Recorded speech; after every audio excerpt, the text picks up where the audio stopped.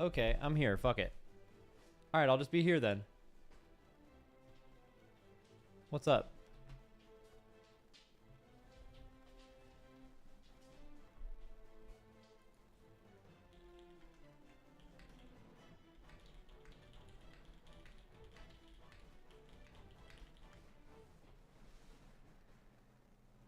Max, give me back my family? No. You can have them back when I get what I want.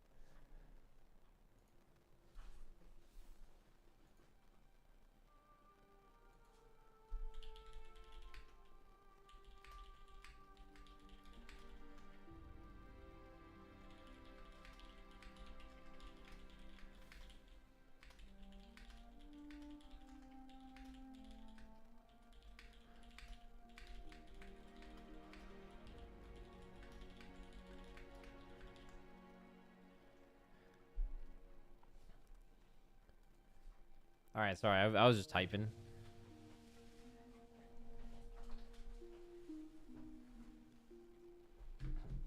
Great potty C. By the way, day 9 was omega sick. Thank you.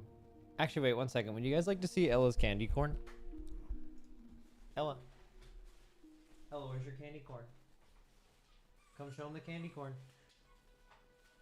Oh, hi, Reptar. Oh, you're so big. Look at that. Hi, baby. Ella, can I see your candy corn, please? Oh, there it is. Can I see it? Ella, can I please see it? Ella, come here. Oh my god, look at that candy corn. Oh my god, this thing is fucking disgusting. It's so gross. Oh my god. Dude, could you see that? It's like fucking... Oh, that's disgusting. That's beautiful. That's fucking great. Max, go wash your hands. Nope, it'll only make me stronger.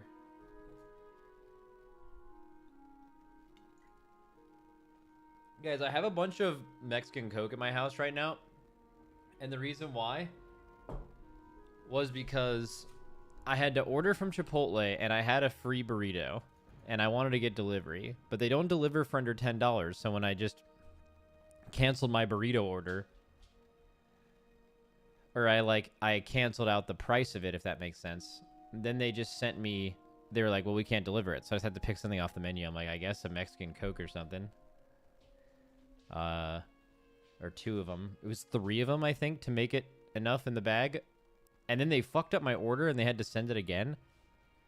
Like, they forgot my burrito. And then I contacted them and they're like, all right, we'll just send you another one. And they sent me 3 more Mexican Cokes. So I just have 6 Mexican Cokes in my fridge.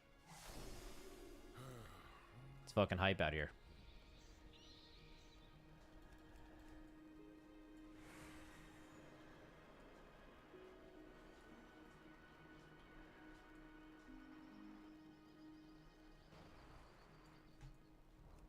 Yeah, day 9 was a swell guy. Oh, you know what I'm going to ask about? Apparently, the Fired Up and Shaq interview is being released today on the Team Liquid MMO channel. I'm actually going to ask about that right now.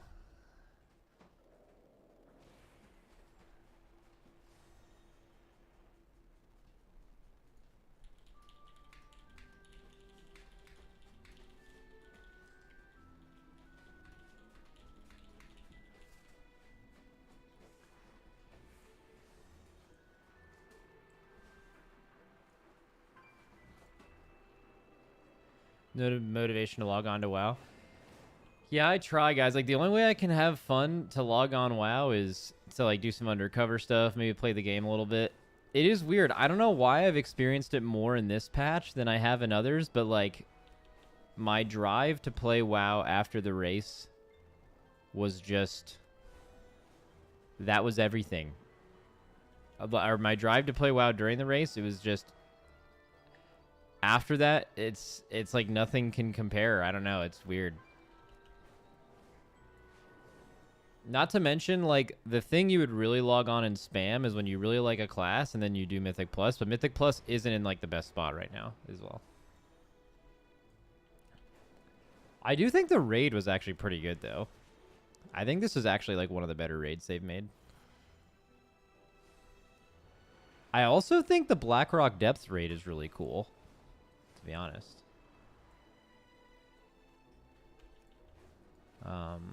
But yeah, good news is no matter what content is in the game, you can always yap. Like, I can't really describe Blackrock Depths as far as how much I enjoyed it, but like, I didn't care about the gear from it at all. Like, the gear dropped and I completely ignored it. Purely just the feeling of like learning the fights and seeing how they worked and then killing them. That was just like really rewarding. And it wasn't like super like mythic difficulty. I did it in a pug, but it just felt, I don't know, it just felt like it had a, I felt accomplished for completing it. Like, it felt really fun figuring out the fights.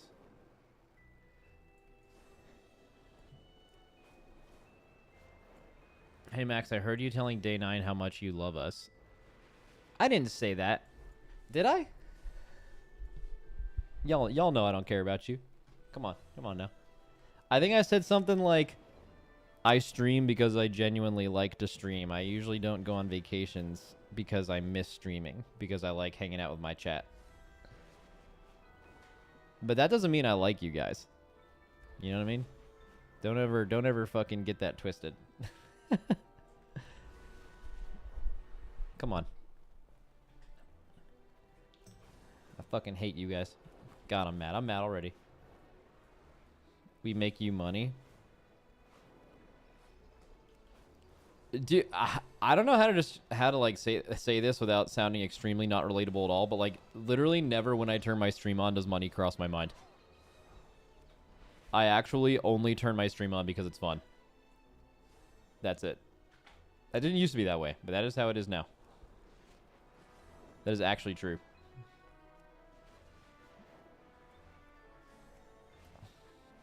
That's when you have enough. Yeah, I said it's not relatable. I'm not attempting to be relatable by saying that. I'm just telling you how it is for me. The only time I ever stream is because I want to come on and talk with people. Like, I would legit be bored if I wasn't doing it, because this would be the most fun I could have. Gaslighting us into thinking we're not in a committed relationship. Wild behavior. Dude, I still can't get over that Undercover from the other day. Oh, a video should probably be out on that soon as well, but...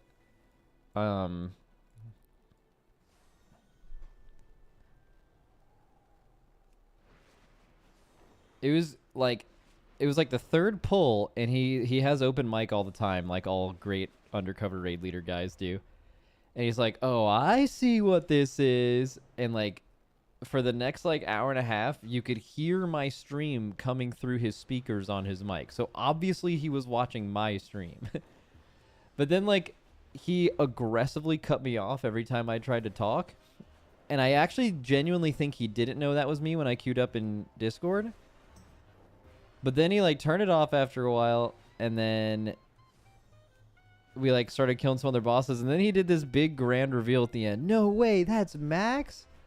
And then it was like clearly so like I mean, it was fine, you know. It was like I think he knew the whole time and he was excited the whole time, but he wanted to like give a big thing at some point. But it was like so obvious to me that he was already doing it.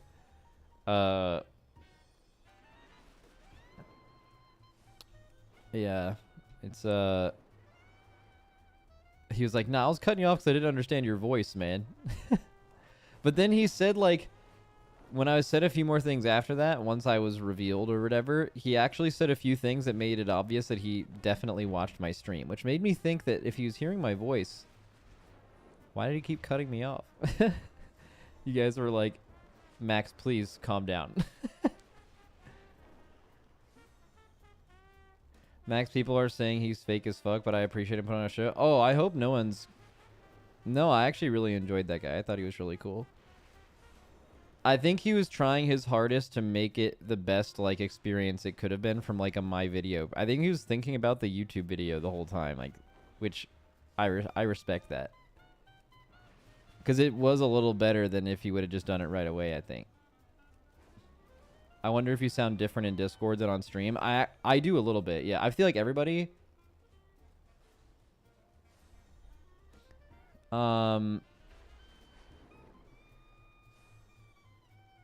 Wait, what is you guys talking about with Echo? Dorky said more people leaving Echo, so what healers does Echo have left? Oh, the Thaner thing? Yeah, we were talking to him a little bit. I don't think it would have made a lot of sense for...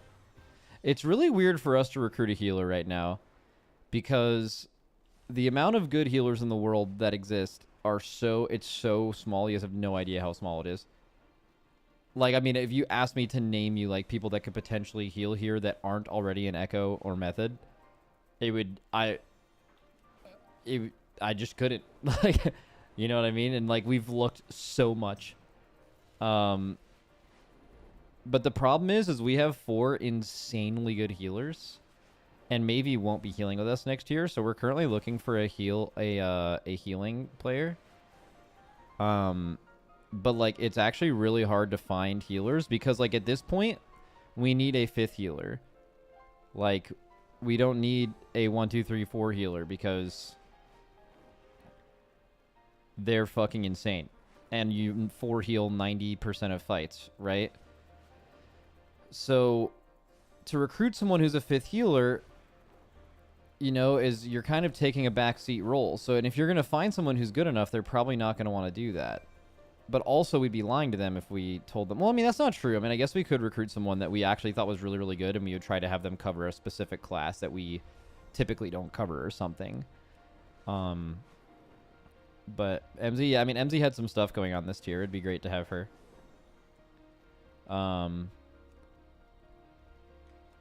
But yeah, we looked at Thaner a bit. I mean, from our perspective, we thought Thaner was their best healer this year because we were looking into recruiting as well. I don't know if we like fully pursued it, but I mean, we were considering pursuing it because like if you're looking to find healers, finding the best healer, one of the best healers from one of the other 2 guilds that's actually getting Race World First experience, that's the thing you can't make up. So the reason why like our 4 why earlier I said it was hard to like recruit a healer is because not only are our 4 healers that we have insane, but like our whole system around healing is insane with like Lummel and Suri like really working together. And also all of those healers that I just mentioned, they have like 5+ years of Race to World First healing experience. You cannot make that up. That is not something you can recruit someone who hasn't done this and they will be better than that. It's impossible. It can't happen. It's just too specific. And you know, so that's, I think it's just like the experience requirement more than anything else with healers that is like so hard to overcome. Yeah, I mean them losing him is pretty big, honestly. That's I mean, I feel like this tier, like we looked a little bit into their progression, but it seemed like healing seemed to be kind of like an issue. So to have healing be something you want to improve, and I think they stated they were already recruiting healers. Actually, let's forget about what happened during the raid. If you are stating that you need to recruit healers, you're trying to improve your guild's healing, and then you lose arguably your best or one of your best healers, or at least one of your healers that you don't want to kick. Like, that's definitely not ideal, right? I wonder why he went back, too. Because, like, watching this tier, while Method, I think, got closer to, like, 2nd or Echo in this tier than they have before. It was weird because, like, Echo slept in a lot. I mean, Method did pretty well, but, like, I don't think anyone's joining Method with the idea of, like, Method gives us the best chance to win Race World First next year. Like, that's no Method slander. Like, I think Method did a lot better. I think Method is still doing really well. But saying, like, going into a tier that Method has a higher chance to win than Echo, that's just not something you can say yet, right? So if a player's making that decision to go, it must be a vibe thing, or, like, maybe they have more friends there. It could be a money thing. I kind of doubt it. Echo has much bigger races than Method does, so they're making more money in that end. But I know this tier specifically, I think... So, like, you guys saw that Kidia sponsored Echo and Method. But I believe Method got twice as much money from the Saudis for this race. So like that's a lot of fucking money. So like they could have used that money, I guess, to like over incentivize players with money to come back. I'm not suggesting that they did do that, but like that's potentially possible. Like they actually might have more money on hand specifically right now. So maybe that's a thing. I don't know. But I mean that would also be in Method's best interest. Like if Method wants to win the race world first and they have the means to do so, would they, like, would it make sense for them if they could to buy out players? I mean, I think all of you guys, if you were in that position, would answer yes, right? Like if you could, if you had the means to just buy a player back, basically, would you do that? I don't even know if they did that. Like maybe that dude just wanted to go back. I haven't spoken to him, right? I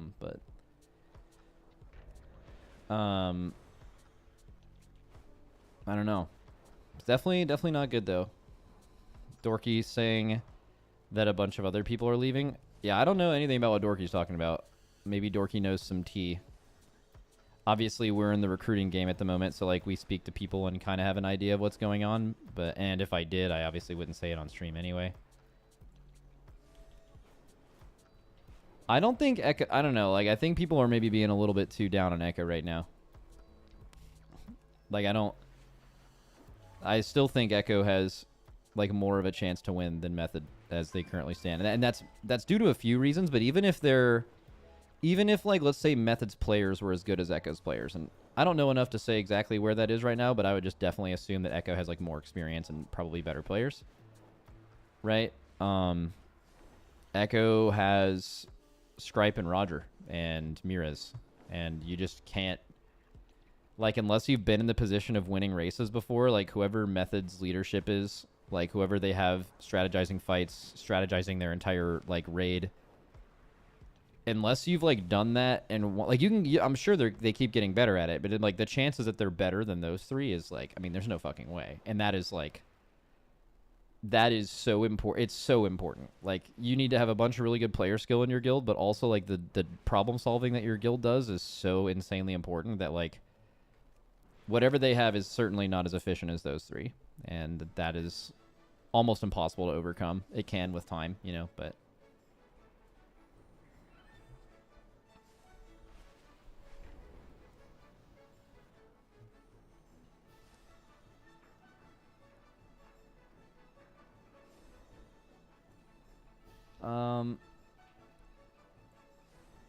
what is it? Well, this raid for the first time they had some original cooks good enough to be yoinked, so that's something at least.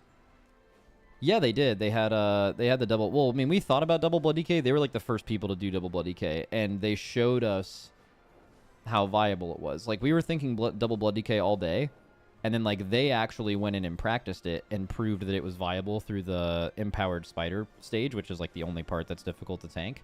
And as soon as they did that, we swapped. As soon as we saw them do that, and they like figured out how to do that, and it wasn't even that difficult to do that, then we did that. That's kind of an example of allowing other guilds to do work for you, right? Because the only reason we didn't do double blood DK right away was we weren't sure how stable that would have been. So allowing another guild to figure it out and prove whether it's stable or not just saves you the time of experimenting and changing your comp and bringing in raid buffs and all that shit. Yeah, it was. But I mean, also doing that on an M boss is super important, and I don't know how much they got to do on Silken and Ansarek, but the way they did get to do a little. So like a really good guild, if you're the third person to a boss, should have like the best strat, you know, because you still have strategists that are constantly thinking on how to improve things, and if you're good at all, whatever you're doing should be better than what us and Echo are doing, because you're able to take the best things from both, or the best things from the best strat, and then it's not like your strategist is going to sit around all day and just doing nothing. They're going to like add little small things, and it's just so easy to add better small optimizations when you already have so much of it worked out in front of you, you know? Like it's easier to optimize, if that makes sense.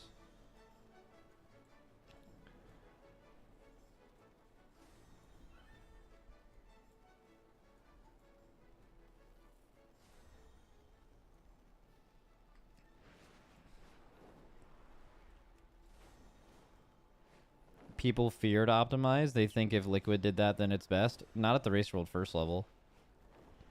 Not even in like the world top 20 level.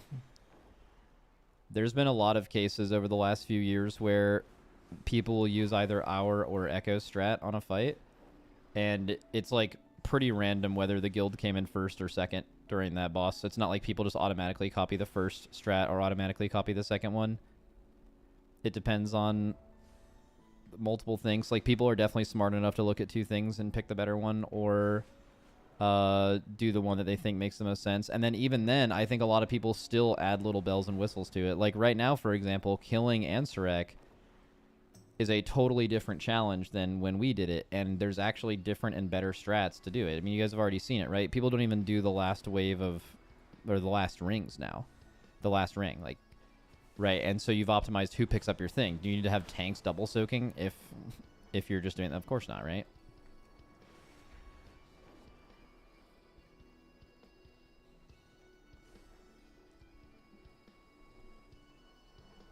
What is it? Challenger's Peril just got nerfed?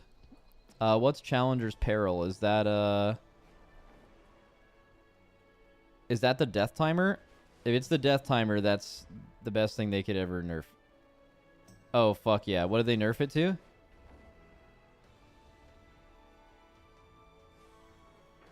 Wait, let me look.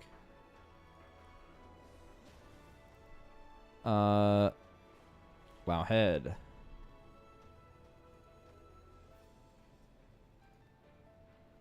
Mythic Plus affix change incoming. With scheduled weekly maintenance, we will update the Challenger's Peril affix. Challenger's Peril now adds an additional 90 seconds to the timer of the Mythic Keystones in addition to the 15-second death penalty. Okay, so they're giving you 6 deaths. Basically, they're basically saying we're going to keep the 15-second death penalty, but basically we're spotting you 6 deaths for free compared to what it used to be before. Or if you have 0 deaths, we've just nerfed the thing of all the difficulty of timing all keys. What is it? They make it even worse? Yeah, I don't know if that's it is definitely an interesting way to solve it. I'm really interested as to why they didn't just reduce the penalty from deaths. That means they're pretty confident in the 15-second thing. Like, they want deaths to really feel impactful. I mean, I kind of understand that.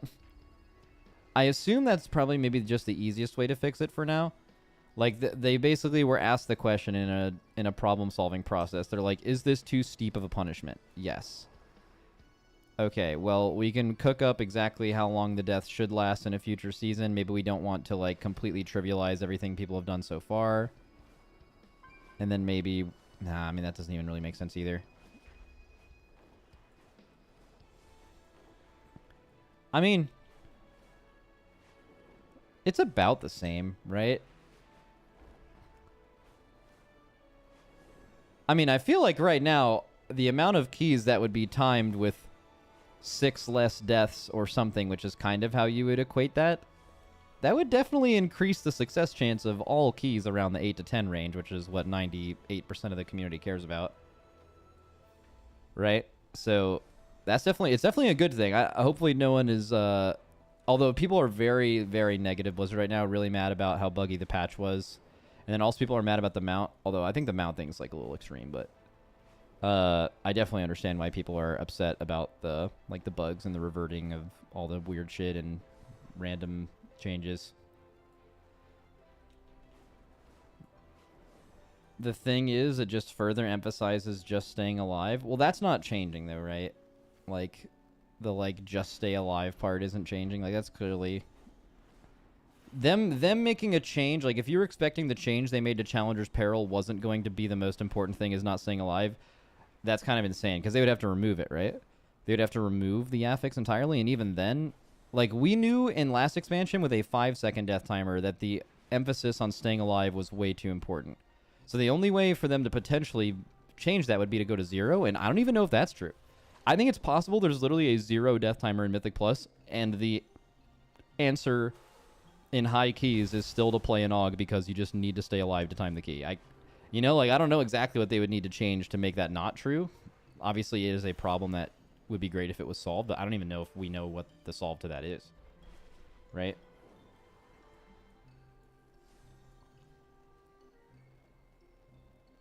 Blizzard and their backhanded nerfs? Huh? Dude, am I like totally misunderstanding this?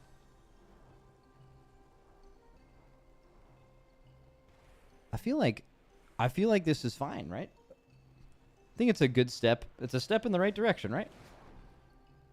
I don't think the right thing to do forever is to always just keep increasing the keystone timers, but it basically is like whether this says adds 90 seconds to your keys or the first 6 deaths in a key incurs 0 death penalty. They're both the same thing. And actually, this one's even better, right? Like this one, even if you don't die, you actually get a bonus, where the other version wouldn't actually give you a bonus. You get a bonus 90 seconds if no one dies. So it's even a more forgiving nerf than that. A backhanded nerf. I don't know. I feel like that actually, as far as like how that will affect people actually doing keystones, I feel like that'll actually make a pretty significant difference.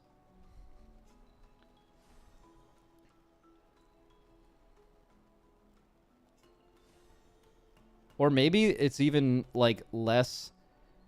I don't think there's a lot of trust in Blizzard making very intelligent changes recently, because at least from my perspective, it seems like all their nerfs and buffs from the beginning of this expansion have been exclusively based off of Warcraft logs, all boss stats and raid, which is like the most primitive way to nerf things or buff things. But I feel like I don't know, it's possible they have like death statistics, right? Okay, how many keys are being depleted versus not depleted right now? Okay, what's the main reason they deplete? Okay, this is how much people are dying in the average plus 10. And people are depleting by an average of this amount or something. Like maybe they just are like, okay, well, we would like the success chance of this key to go up by this much. And by spotting you 90 seconds or 6 free deaths, we think that that'll make a meaningful difference in how happy people are doing Mythic Plus, especially farming crests. Or trying to get 10s done, which again, vast majority of players, 95+%. I could see. Most people leave after a full wipe. Do you think people are less likely to leave after a first wipe now that the first like 5 to 6 deaths in your key don't do anything? I feel like at least logically that should be the case. I don't know if people will get out of the habit of wiping and instantly hitting leave group, but I mean, why wouldn't it, right? If before you felt like the key was over as soon as you wiped, and now you know that you get spotted a wipe, basically, that wouldn't change your logic for leaving? It should. I mean, it might not. I don't know how much logic people are using, but logically, it should make you not leave the key, right?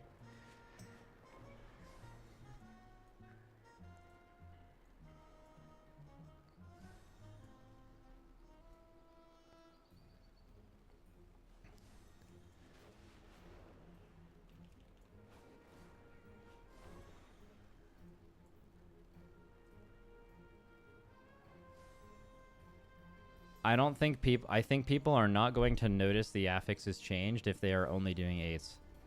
Interesting. I feel like people don't time 8s more than you think.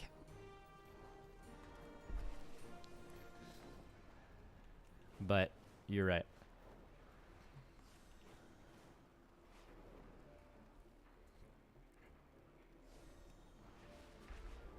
There's like scaling difficulty in WoW, right? Like just as much as you run 8s, and you usually even run 10s just so you can do your Mythic Vault and your dungeons at the same time. You have to keep in mind that there are people who play this game that want Gilded Crest because they want to make their character bigger, and the easiest way to do that is to do a +8. And those keys are not easy for them. And those people all queue together, and then sometimes they don't time it right.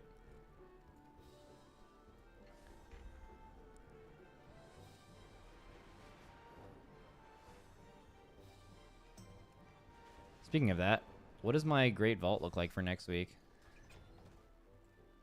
I've done 3 10s. Okay, well, we definitely need to do a 10 today. That's for sure. If we really want to get weird, we'll do 4 10s. And what I also would like to do is a 4 out of 8 Mythic clear. Wait, what time is what time is MNS? Let me see. What time is MNS usually?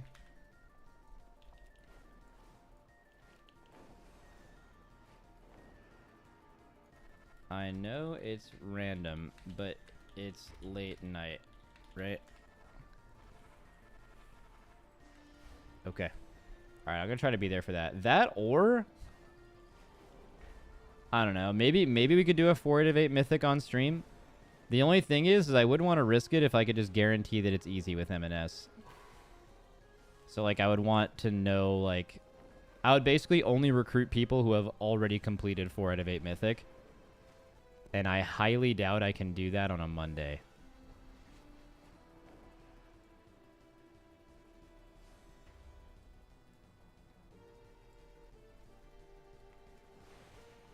Max, we do free Mythic Plus carries on stream, and the third person barely doing anything but existing in the group, and we still normally 2 chest 8s. Yeah, okay, obviously I know you can do that. You didn't understand what I said earlier, right?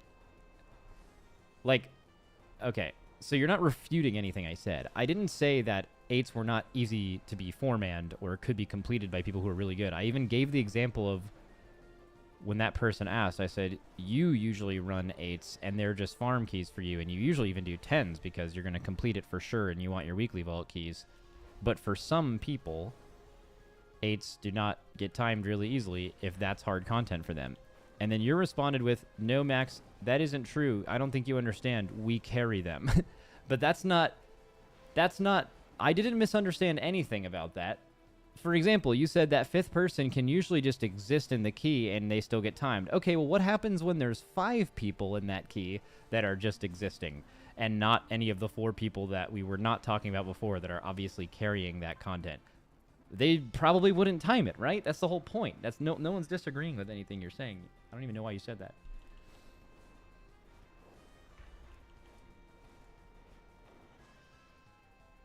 What is M&S? It's called Monday Night Squad. Basically, Shaq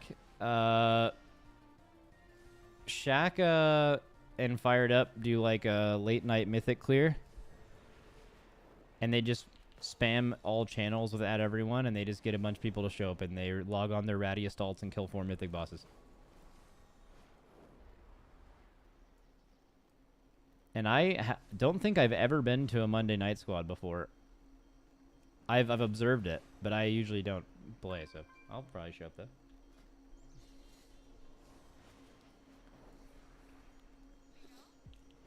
It's a crazy vibe. Everyone's having a good time. Oh, speaking of which, I need to get more pots. Actually, I've been using rank 2 pots for a while. I feel like that's fine.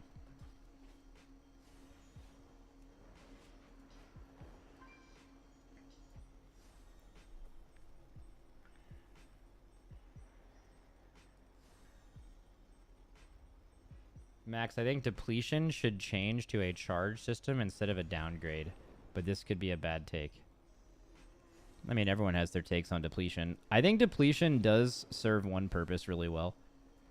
You look at someone like Dorky or Growl or a Mythic Plus player, and they absolutely hate anytime they get to a boss that doesn't die in like 50 pulls, because it means they're doing the same thing for like 4 hours in a raid night, and they're just bored. And then you have to ask yourself, well, why is that not the case at Mythic Plus, right? Like, why do they prefer Mythic Plus to that?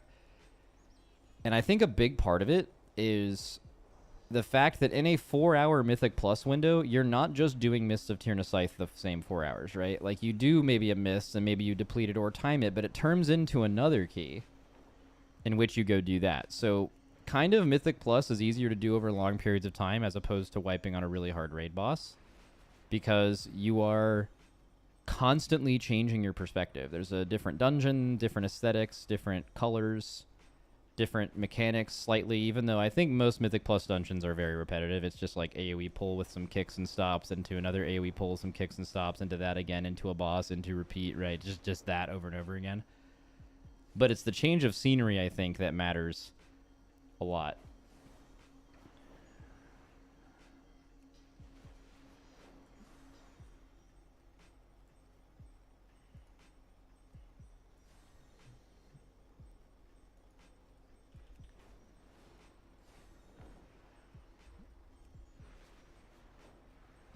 And if there was no depletion and you could just kind of keep trying the same key over and over again, I wonder how many people would get bored with the trying to time 17 of this one dungeon for 5 or 6 hours. It turns into like MDI practice simulator or TGP practice simulator, which some people really enjoy.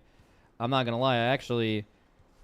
I really liked the MDI. Like, when you could just, like, lock in and just pull a dungeon for a whole day and get perfect at it. I fucking loved that. I found that so fun, actually. But that's more of, like, a raiding. That feels more like raid progression than it does doing live keys.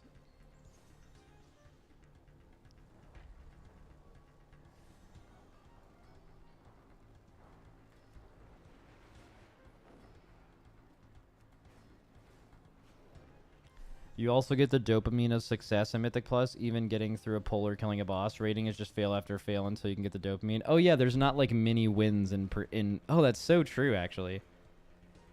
That's so true. Imagine it takes you 4 hours to kill a raid boss, but imagine you got a little dopamine hit and some pieces of gear or something like at every checkpoint in the fight or something, which would simulate the success. That's a really good point. I actually hadn't thought about that. Not saying that rating should ever do that, but that is an interesting difference. Although, yeah, I mean, I feel like progression, the dopamine hit is kind of like seeing a new pull, seeing a new low pull, getting past a mechanic you haven't got to yet. But you don't achieve true success until it dies. And for these Mythic Plus players who are only rating for gear, you're kind of signing up to be upset, right? Like, you're signing up to not really have a lot of fun.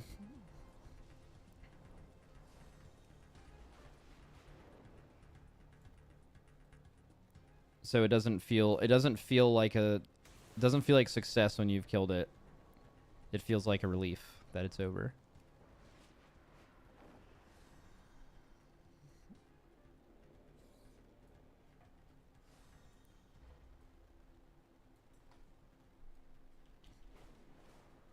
Would you like to play old expansions once again? Dude, I think the reality is no. I thought that I would... That's how I thought I would feel in Cataclysm. Because Cataclysm and specifically Firelands was like when I first really fell in love with this game. And that's... Basically, I've been playing hardcore WoW since Firelands. That's when I... That's not really when I started playing WoW. I started playing really casually in Wrath. But that's when I started, like, living this game, basically. I thought about WoW every day from Firelands on. And Firelands is coming out in like a week or so. And I don't have any inclination to do it. It doesn't sound interesting for me to play an old expansion. So then I'm thinking like, okay, maybe it's MoP, because like MoP was my heyday. You know, that's when I like made a name for myself. That's when I start getting number ones. That's when I got into really good guilds. That's when I really started growing, I guess, in WoW. But I don't know if I'll feel that, I guess. I don't know. It's old.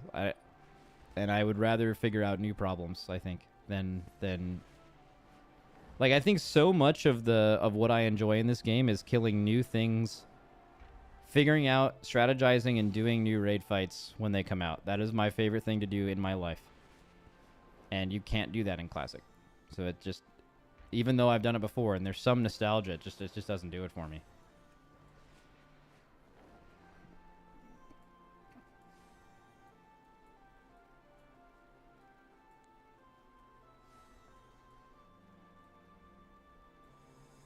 Would you do OnlyFangs with soda poppin' and all of them, or is Classic WoW not for you? I'm just not into Classic, yeah. I can't... I don't really know why. I think the main reason is I have zero nostalgia for it, and I think nostalgia is a major driver for Classic. Which isn't a bad thing, by the way. People hear that and they take that as a negative. It's like, nostalgia is actually, like, fucking insanely powerful. I don't have that, and I just find the combat to be, like, not as interesting as retail in, like, every way. And I don't like PvP. I've heard people say they like PvP better. I've just never been a fan of PvP in MMOs. I don't know. I get to level 15 every time, and I just get bored, so I probably wouldn't ever do the Classic stuff. I know a few people in that guild that I'm pretty cool with. That's just not my thing. If you could re-experience a game for the first time, what would you want to play? I have a couple answers for that. So, I think the first answer is, like, WoW. Like, not even playing the game hardcore. Like, the first, like, 6 months to year you played WoW back in the day, that was just, like, a euphoric time. That was crazy. Like, nothing had ever been like that. It is just, like, the best shit ever. So I wouldn't want to discount WoW from that, but I have two other ones. As a kid playing Ocarina of Time for the first time, that game just introduced me to gaming, and I mean it's one of the best games ever. I finished a replay of Ocarina of Time last night. Funny enough, I'd been playing it again recently. So that, like, the first time when you were a kid playing Ocarina of Time, man, oh my god, that was crazy. And then the other one is PUBG.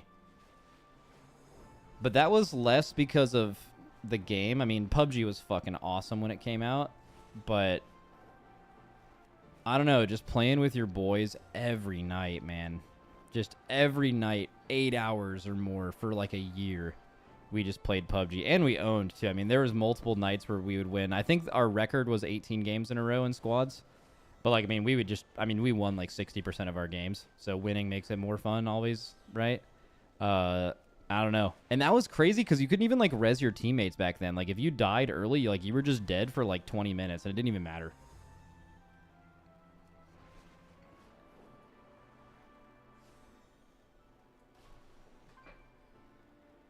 Do you miss Wildstar? Wildstar was a hell of a couple months too, yeah.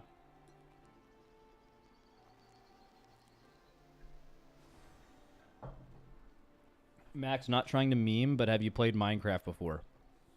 No, I've never played Minecraft.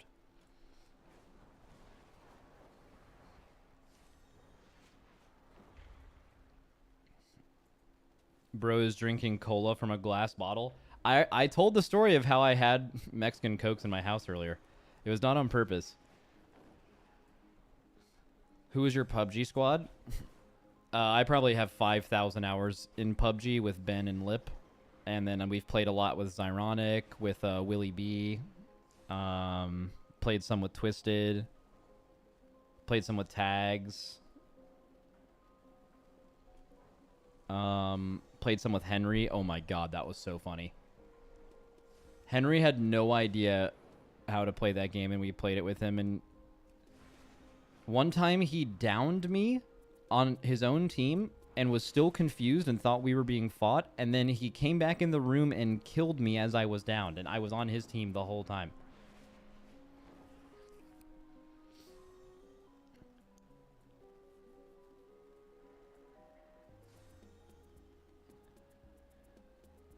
Fucking crazy, man. Max, did you ever interact with Reckful? No, I've never spoken to Reckful.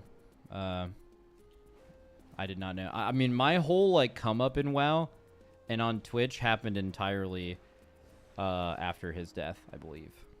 So I wouldn't really have any reason to have known him.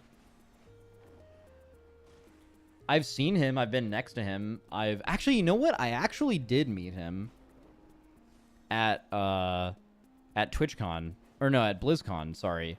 I was like in a group of people and like I just like said what's up and said my name was Max, but I didn't remember that till right now because it wasn't that significant to me.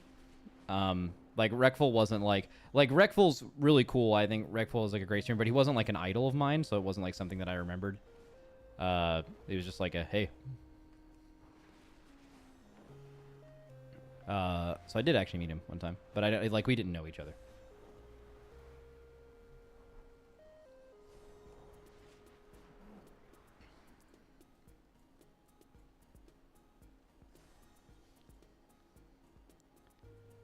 Was your stream really not popping during Battle for Azeroth?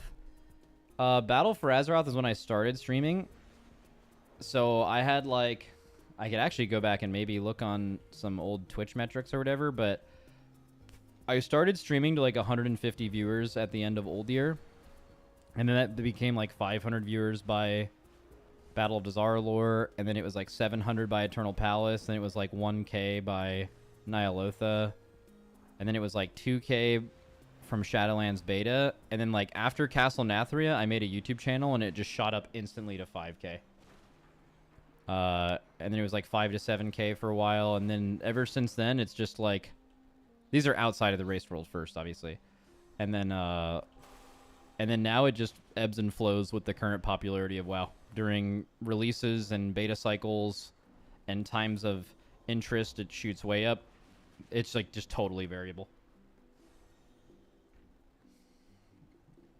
What was it? I mean, that's weird. As someone who watches Race World First, I swear you were an established streamer in my head before BFA. So I did stream. I streamed like challenge mode sales and mop and wad. But it was like, I would stream like 4 hours a month. I mean, I like barely ever streamed. And then I like started streaming full time then. So like you may have known who I was. I mean, I was the raid leader of the US first and world second WoW guild when I started streaming. So like I guess if you were a WoW player, it's possible that you would have known me, but I wasn't an established streamer at all, no.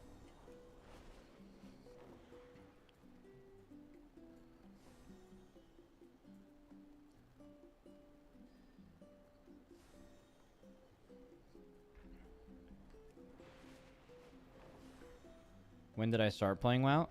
I already said that before, but beginning of like midway through Wrath, I played as a casual, and then I started playing like basically all day every day since Cataclysm and Firelands, which was like 13 years ago.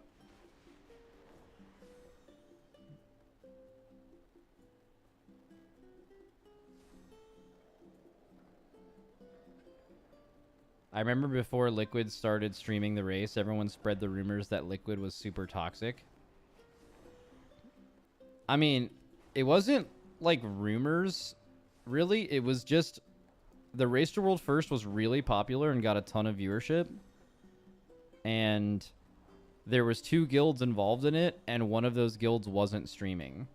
So it wasn't that people were spreading the rumor that we were toxic. It's just that we were the enemy. Right? Like, who could you root for? The team you could watch or the team you wouldn't watch? It's obviously like you're so much more inclined to root for the team that you can watch, because how can you connect with someone that you're not watching? So we were just kind of the villains because of that until we started streaming. We've basically had the same atmosphere as we have in our guild now since the beginning of the Race World First for us. It was no different, but we were just naturally the villains. I mean, it would be the same way now. Like if Echo or us streamed and the other one didn't stream, all of the fandom would be for the team that streamed, because maybe not now after all this time, but like you become a fan of things by becoming attached to the people involved. And like you see someone and you can hear someone that you can root for, and then it helps if those people are around for a long period of time, right? But like if you can't stream and you can't build those relationships and people literally can't root for you, then like you're gonna not be as popular. And if you're not as popular, you're the villain. And if you're the villain, then of course you're toxic and all that shit. With a lot of people leaving Echo, do you think Method might have a chance next year? So I don't think a lot of people are leaving Echo, right? So one person has left Echo to go back to Method. Thaner. One person, I think. Maybe I'm behind on the times, but who are you referencing when you're saying with a lot of people?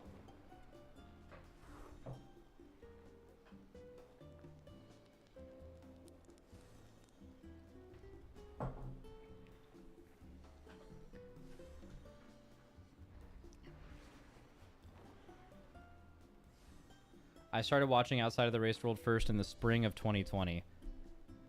Spring of 2020 was after Castle Nathri, I believe, right? Or no, spring of 2020 was after Nyalotha. That was like during COVID.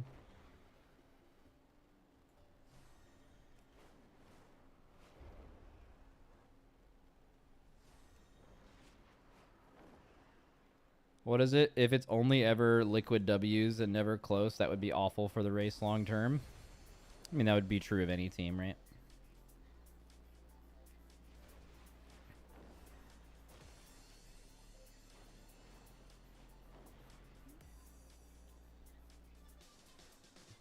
Max has strong school administrator vibes, and I admire that.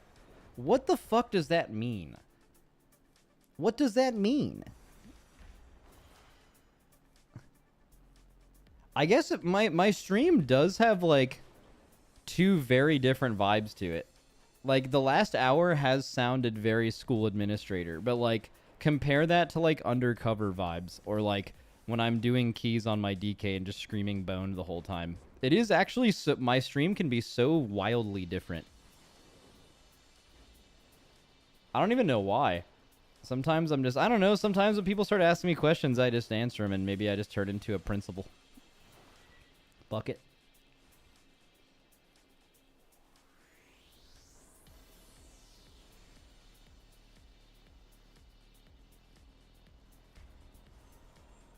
What the hell? What is following me?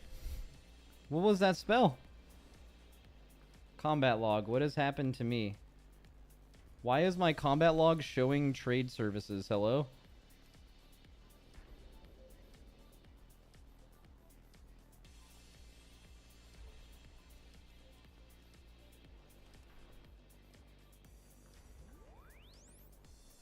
Wait, someone's healing me. Some evoker is following me around and healing me. Who is this? Reveal yourself. Rom the Evoke D. You little rat. Where is he? / tar Rom. Oh, I don't see him.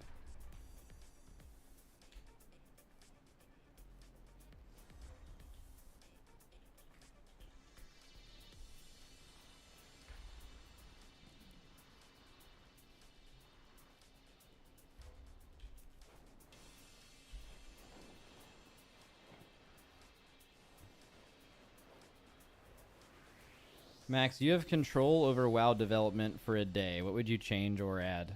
For a day, so you can do almost nothing. So it'd have to be small things. What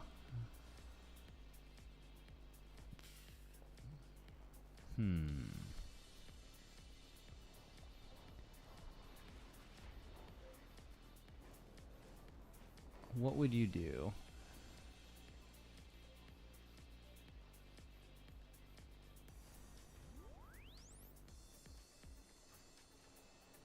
Oh, I'd change. Okay, no, I wouldn't be able to do that in a day. One day is crazy, by the way. You couldn't do like anything in a day that matters.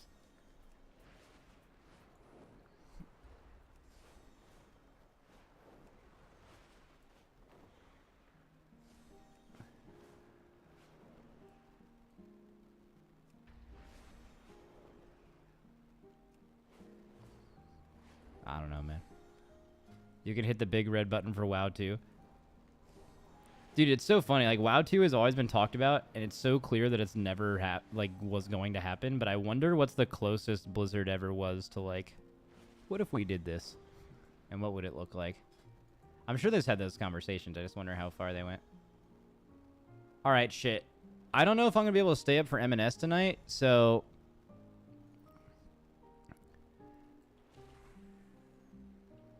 I might be able to, but it's just you don't know when. It can be anywhere between 8 p.m. and like 6 a.m. So I'm just going to see. The group is going to be called Fruit Truck. So this is a 4 out of 8 Mythic Nerebar Palace run. I'm only really going to consider or accept people that are 4 out of 8 Mythic already on at least another character. And have a relatively geared character. I have no interest in wiping in this at all, just for some quick crests. It's also fine if we don't have to do it. I don't care. This is just to see how many people are actually unsaved and would want to do the first 4 on Mythic. That's all. And if it's not a lot, we can just kill that right here and there.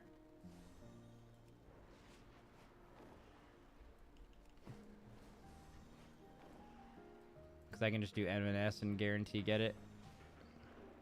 Okay, so far we have 1 person that fits the qualifications.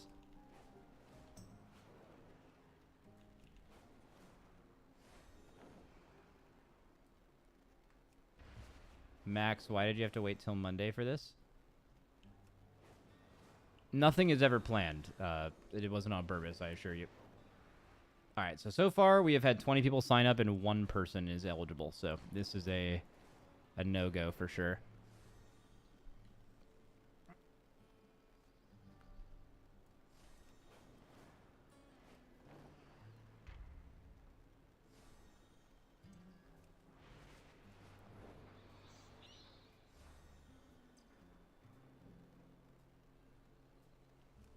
What were the requirements? I don't know. Decent eye level and having completed 4 out of 8 Mythic already, which is what we were doing today. There was only one person. Which is, that's just a sign for me not to waste anyone else's time by signing it up. I could, if I happen to be around later, I could get a 4 out of 8. That'll be really fast.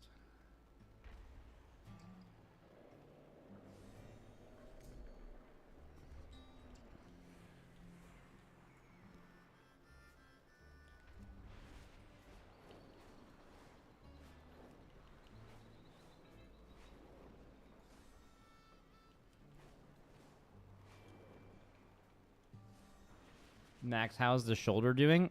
Honestly, it's not getting better as fast as I've hoped, and I'm really upset about it. But so basically, my shoulder, my left shoulder here, I can, in a straight line, I can lift it up, but it hurts. Okay? If I were to like do this and try to just raise, if I were to raise my arm higher than you see it right here, I would be in completely screaming level pains. It would hurt so bad if I tried to raise it above here, which really sucks for a few reasons. So when you shoot in hockey, if you know how to shoot well, you use your top hand, which is my left hand, and you like kind of like rip the stick back, and I can't do that motion at all right now. So really unfortunate. What is it? You're not having good luck with sports between your shoulder and your cold you had? I know, man. I don't even want to talk about it. Was it a dislocation? Wrist shots only? That's a really good snap or wrist shot would be completely impossible with my shoulder right now. I would literally scream in pain every time I did it.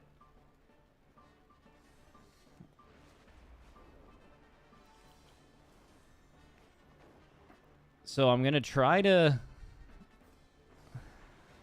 I really need to not play, because I played last Thursday. I played really well, too. But I just took a bunch of anti-inflammatories before the game and just played through the pain. And I'm almost positive that I hurt it more doing that. Which seems obvious, probably. And I kind of knew that was going to happen. So now I know I can't really play through it, at least for now. So... I'm going to... I don't know what I'm going to do, but I'm upset. It sucks.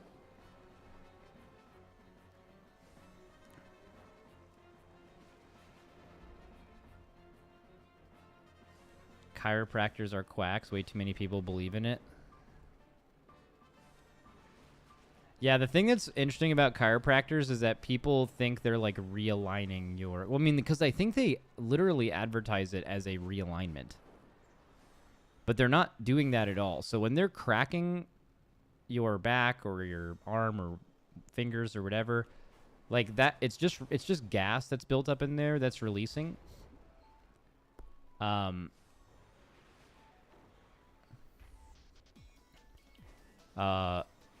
they like people think it's like realigning their spine or some shit. But I know I have actually read some things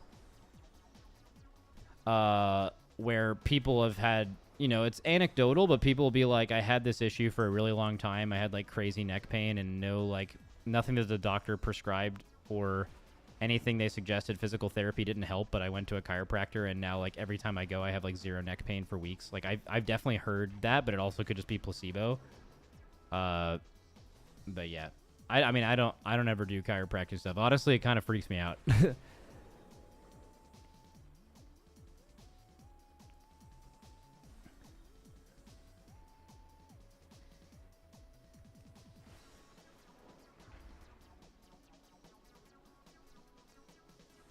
But the thing is with placebo's like a very real thing. Like if you look at any like scientific literature with tests that involve placebo is like an absolutely strong thing. Like it, whether you're actually better or whether you placebo feel better, like does it in a way like kind of doesn't really matter. Like it's kind of just about like how you feel. Not with like legit injuries and shit, but placebo's like a fucking crazy real thing.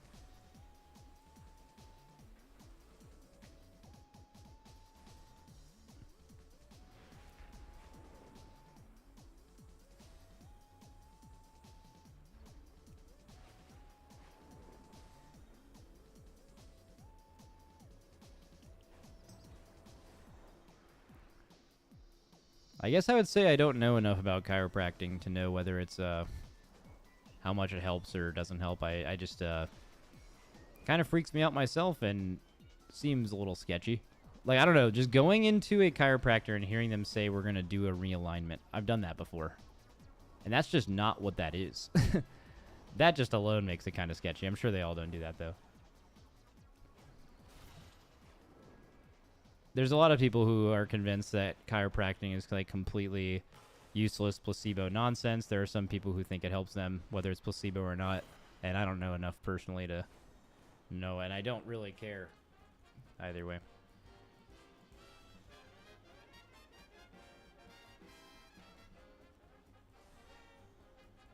Did you already talk about the Challenger's peril change? I'm late. Yeah, I did. It's interesting. This basically says when you zone into a Mythic Plus dungeon, your first 6 deaths don't count against the timer. That's kind of what it says. Because what this is even better than that. Because if you happen to not die, you actually get 90 free seconds at the end of your run.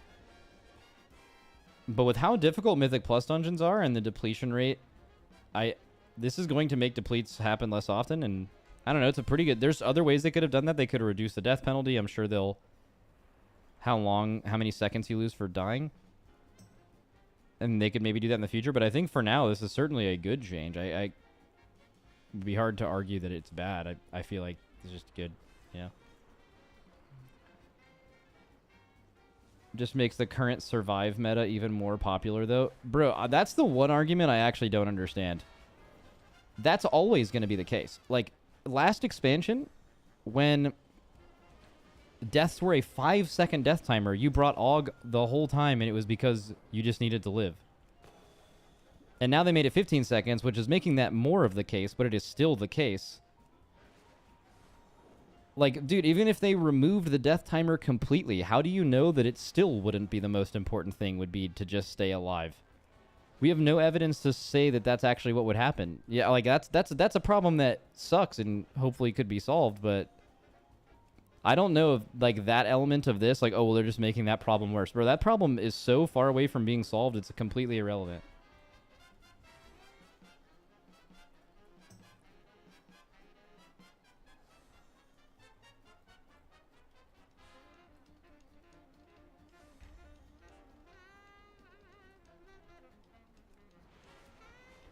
It's almost like just the game, yeah.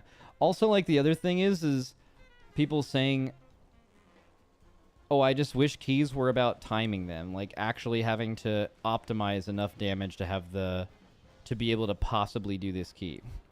But I also think that's kind of an overblown argument, too. Because, like, with the way that keys scale, at your current eye level, let's just say your group is 635 eye level, okay? Isn't there going to be exactly one key level that's challenging for you? And there's literally nothing that will change that? Like, if let's just assume no one died and you were just doing perfect damage on every pull, isn't there only going to be one key timer where you have to optimize a little bit to time it because the next one's definitely going to be impossible and the one before that will be 2 minutes too easy? That's just like how scaling works, right? Like, you're never going to run into a situation where you're trying to milk out every ounce of damage going into every key because that's just not how scaling works. Like, it's just going to be too easy or too hard or just right.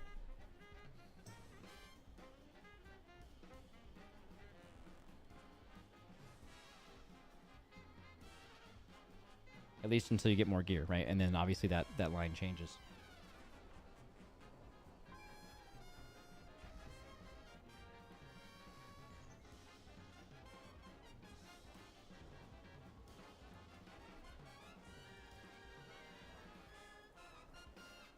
What is it? It isn't raid. You can pull more to max. I love the it isn't raid comment. Yeah, I know you can pull more to maximize. What I'm saying is there's like exactly one key where you can do that, right? Like, at least in live keys, not an MDI keys. Like, an MDI TGP keys, you can pull it over and over again and keep trying it, right? But, like, let's just say you can reduce enough pulls to move, like, a minute off your key. Okay, that seems feasible. And that's what you'd have to do for whatever the technically hardest key is for your eye level. But the level past that, you have to get another 2 minutes. Removing 3 minutes of stuff, that's combining multiple pulls. Is it possible? Yes. Is it realistically possible when you have literally one attempt and then you deplete and have to go try a different key and work your key back up to that level again. I think outside of TGP practice, no. Like, here's a perfect example of that. Do you guys remember that 29 Vortex Pinnacle in the TGP last season? The one where I think Echo, like, or like Last Hope almost one-shot it, but then it took them like 4 hours to do after that. I think Echo did it pretty quickly, and Perplex did it pretty quickly. Do you guys remember which one I'm talking about? It was the one where they did that massive pull at the beginning, and it wiped like 90% of their keys. So, like, that key, by combining enough pulls, that 29 Vortex Pinnacle was possible. But, like, on live, it was impossible. You would have never timed that on live. To time that key, it took them who knows how many hours of practice, and then during the cups, it took them, like, the 3 teams that completed it, it took them an average of, like, 3 or 4 hours of pulling it to do it on broadcast. That you could never do that on live. Because you can't just pull the first pull over again, reset, and try again. You would lose your key level. You would go down a key level. You literally could not have enough attempts to possibly do that, right? Like, live keys restrict you in that way.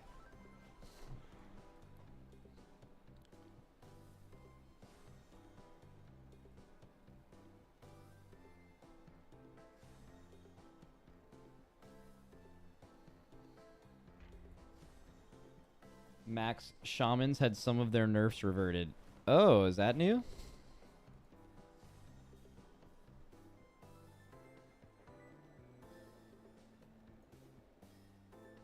Elemental tuning updates.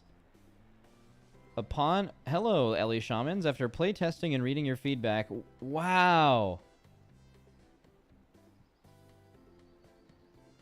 Upon further review, you have made the following updates to class tuning tomorrow. Let me go to the actual post. So the Echo Chamber nerf and the Ascendance nerf have been reverted. Wow, I was just saying this the other day. Like, Ellie Shamans were in my chat, like Max, how do we like get this changed? I'm like, guys, this has happened before. Like, Holy Paladins were about to get nerfed recently, and they just endlessly cried about it, and then they got it reverted. And I'm like, you guys have to do that. And then there was this guy in my chat, and he was like, unfortunately, there just aren't enough of us to cry as loud as the Holy Paladins did. And I'm like, damn, dude, that's sad, and that's also probably true, and it's not going to get changed. But it did! Dude! Ellie Shamans, you did it. In your small numbers of players, you complained loud enough to get your change reverted. That's awesome. Wait, I was a part of this, right? Dude, there was a dungeon group like 3 days ago called like Ellie Shaman Protest Group, and I just joined the group and I just to support the cause while we were yapping, bro. We helped. We were out on the streets with the picket with the signs and shit. I wonder how much of that nerf will matter. I don't know how big their nerfs were. Ellie Shamans were definitely doing completely absurd damage. I wonder, and I heard they were gonna get nerfed by like 20% or something. I wonder what the number actually is now. I mean, they've had exactly 8 minutes to think about it, maybe. So, wait, they lost 20% on single target and 20% on AOE. Well, how much is it now, though?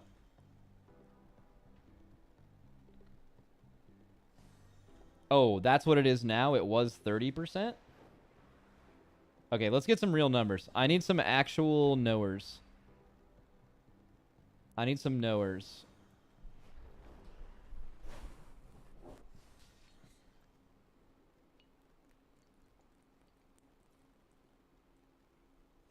Ellie Shaman was insane, but it's not even close to what Enhance is doing. Yeah, it was.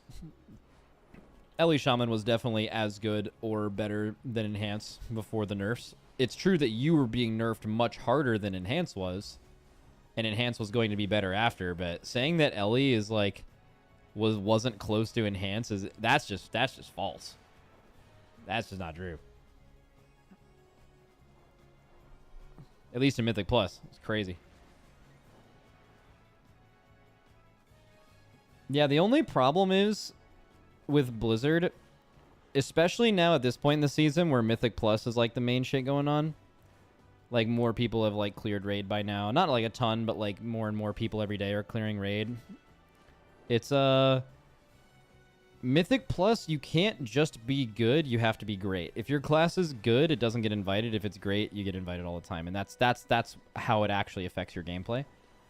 So, like, if they nerf something to completely insane to just still good, it feels like you're getting nerfed into the ground, even though you're getting nerfed to... Let's just say they nerf you to what the average DPS is in a dungeon, right? So they didn't nerf you into the ground. They nerfed you to the average. It feels like they're nerfing you into the ground because average doesn't get invited. That's like the biggest problem in Mythic Plus by far. People have proposed solo queue as a solution, and I don't... That would require so many changing things. I'm actually a fan of that, but let's just completely remove that because that's such an insane solution that would require a ton of work. I don't know what the solution is, but the situation in Mythic Plus where if your class is just good or above average even, and that means you don't get invited, or your queue times are like 5 times longer than a class that's great, that sucks. That's by far the worst part of Mythic Plus. It's also why tuning matters so much. Because, like, tuning matters to an extent, but, like, I think it matters much more when you're getting invited. Because, like, in Raid, people don't care about Raid tuning as much because, like, if you're signing up for a Pug in the Group Finder, if you go into Pugs in the Group Finder, every class will be in there. There's no, like, bias against most classes in Raids because at least having one of each gives you a buff, which is the main thing, but also raid tuning is, like, pretty good across the board and always is. Way better than Mythic Plus, at least. So you don't feel that. The reason why balance feels so bad in Mythic Plus is that only 10% of the specs in the game are good, and you're only really happy if you are one of those 10% of specs. So naturally, 90% of people are unhappy. I gave this example the other day, but it's like, imagine if League, instead of just queuing up solo queue or duo queue in League, you actually sat in the group finder and you only accepted your ideal jungle character or AD carry or mid laner. And you sat there forever and no one would ever invite you unless you were the meta AD carry for that season. That would be a fucking disaster, right? In fact, I think they did something similar to this at one point. But that would be a fucking disaster. And it would make it infinitely harder to play League the way you wanted to, right? That's what Mythic Plus is currently on live. There's just 39 specs instead of like 150 champions, but it's like the same shit.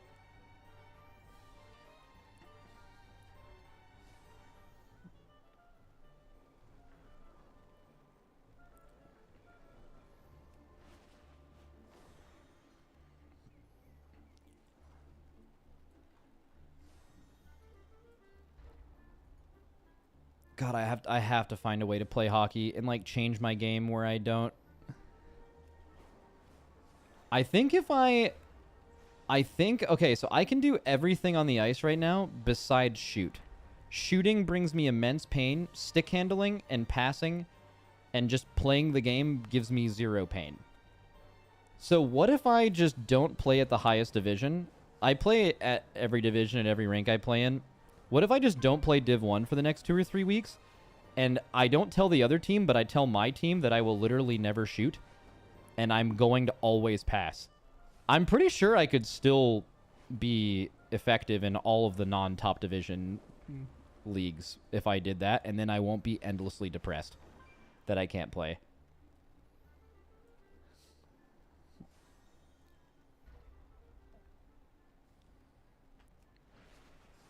Max goalie arc? I don't think you could play goalie with this injury. Because you wouldn't be able to raise... What would my handiness be? I wouldn't be able to raise my glove above my shoulder, so... goalie would be the worst thing ever, I'm pretty sure. I'm pretty sure goalie would be completely impossible to play.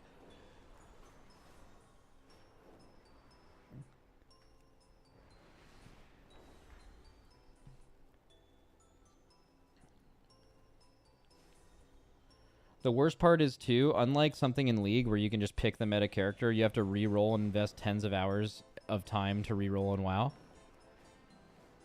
Yeah, I mean, some people like that, though. Like, there is a percentage of WoW players that play WoW every season, and they actively look forward to balance being crazy and different every season, and there's a super OP class because they like performing well, and they appreciate the challenge of playing a different class every season that happens to be really good. Healers, tanks, DPS, there's players like this Maybe I just described you. Maybe you are in the chat and you're like, that's me, right? That don't always need there to be perfect balance because they don't really care what class is good. They're just going to play the class that's good.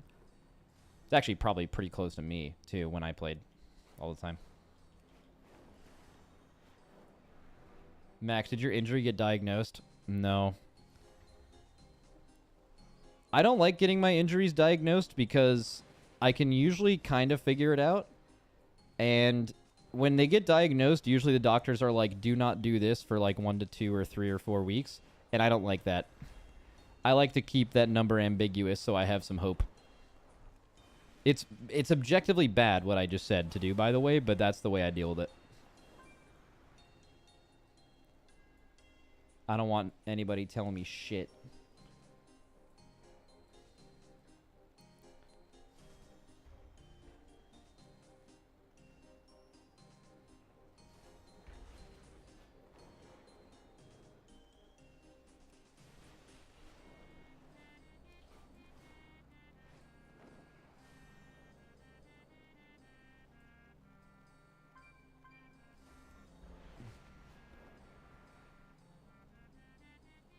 Dude, someone just typed.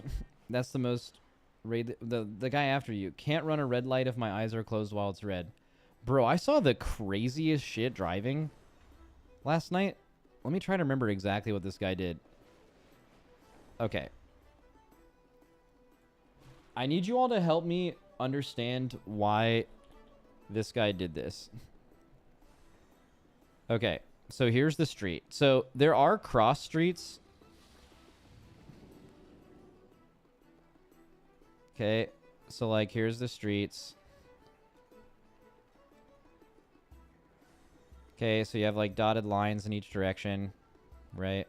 This is like a 4-way intersection in Los Angeles, by the way, so like very populated. Okay, so I'm here. Let me draw my car. Just like a little car.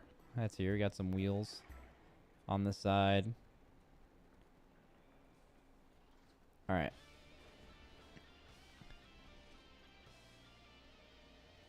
Okay, so we're here. And there's another car in front of me.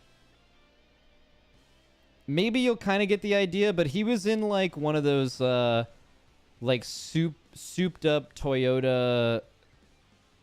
It was like a very popular street racing car. I don't remember the name, but that was the look, if you can get the idea. So you could tell that this guy, I don't really know how else to put this, but you could tell this person drove the car actively with his arm fully extended and shoulder pushed up next to his face, if I could paint a picture. So he runs a red light. Okay, that's kind of normal. Traffic, this wasn't like a late red light. Like the light was red, we were stopped, and he fucking went. There was some traffic, but not a lot. And then he went this, and then he started to turn around.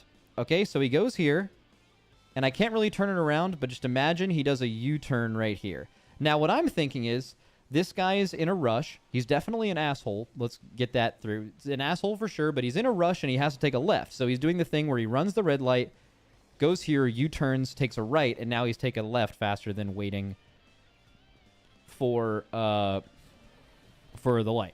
Maybe his wife was pregnant in the front seat. Maybe you're trying to make the argument of maybe he was in the biggest rush ever, or maybe someone needed to be taken to a hospital. All of that I could respect. That was not what was going on here. He had an extremely high chance of killing everyone by running the first red light. 2 cars almost hit him. That is not what happened. But here's what happened. Okay, he goes across. He comes here, and I'm like, okay, he's just gonna take a right. It's a little crazy. But that's the logic behind why he did this. And this motherfucker waits for this light to turn green and then takes a left. Now, this was the point where I just sat here and was like, why? The only way this makes sense is he's a psycho and he was in a rush. And then he did the thing, and then he realized that he actually needed to go the other way, but didn't think about that before running the red light. because he could have just taken a fucking right. So I would have never brought this up on stream if this guy just... People drive like crazy in LA. If this guy just ran a red light, did this, and went right, I've been like, damn, that's crazy. And I would never thought about it again. But as soon as you said red light, why did he do that? And he didn't run the red light to go left either. So I think it was while he was sitting at this light, he realized that he just needed... Maybe he just wanted to feel alive. Also, it wasn't a left turn lane either. So as soon as this went green, I could have went at the same time as him. Like, I could have gone. But, I mean, I saw him just drive, and I was just like, I'm going to let this guy figure out what he's doing until I drive my car here. And, yeah, he just went left. Does anyone have any other theories besides mine?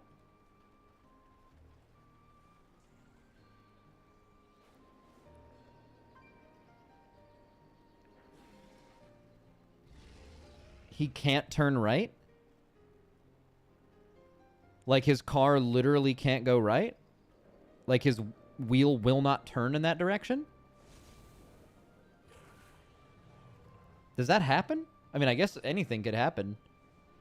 But does that explain the running of the red light? Oh, like maybe he wanted to turn right, but his right turn didn't work, so he's like, okay, naturally the best thing to do at this point is to just completely run the red light and almost get hit by two cars in both directions. And then he just went left again. Okay, yeah, maybe. That sounds kind of insane. I think he's just a psycho. Sometimes there's just psychos.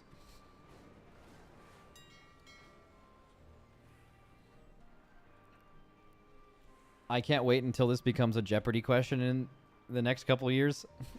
I think I'd remember this one. Maybe not. Because apparently we talked about the North Korean defection rate at some point. I don't even know why that happened, but it did. But, I mean, this is, like, clearly a street with cars on it, though. I mean, that, like, narrows it down. That narrows it down insane.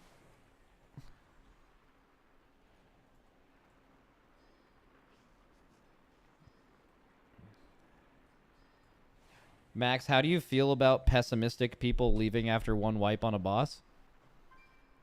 Do you think they're all pessimistic? I mean, you could be logical. Like, let's say you group up and everyone's getting ready to pull the boss. And you do the whole, like, pug 10 minutes to get started thing. You explain everyone's assignments. And then, like, I don't know, not every wipe is the same. Like, if you're aware of how the fight works, you can watch a group wipe and be like, oh, that's a pretty simple thing to mess up. We can just pull again. Now, does everyone employ this logic? No. Do some people see a wipe for any circumstance and immediately leave? I guess so. Maybe they're, like, late for something, but also I just think people just do that. But, like, I don't know. If I saw, like, a pretty decent attempt and at least people were moving and knowing what they were doing, it would have made sense. Like, I think in WoW is very similar to a shooter game where, like, if you guys are good at shooters, like Valorant, Counter-Strike, any shooter game, you can watch a stream of someone, and you can tell exactly how good they are by just watching them move and how they pre-aim. And you can not see someone shoot in a shooter game, and you can guess within like a really close percentage of like how good they are at the game. It's exactly like that in WoW. So like in a 20-man raid, if I'm like watching the way the tanks are moving the boss and like the way that the group is moving, seeing if there's people lagging behind or in like really weird spots, like you can gauge the average skill level of a group by just watching them move if you're aware enough and you already know what you need to do to where you can focus on that.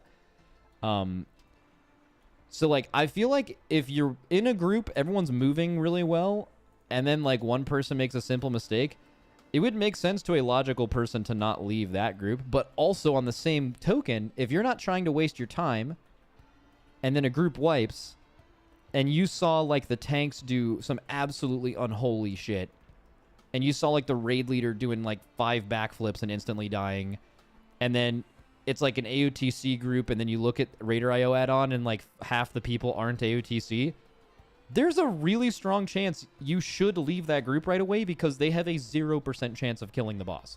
And that's not being toxic. That's just making a good decision, right? You're not going to waste your time with a group that has no chance of killing it. Why would you? Right?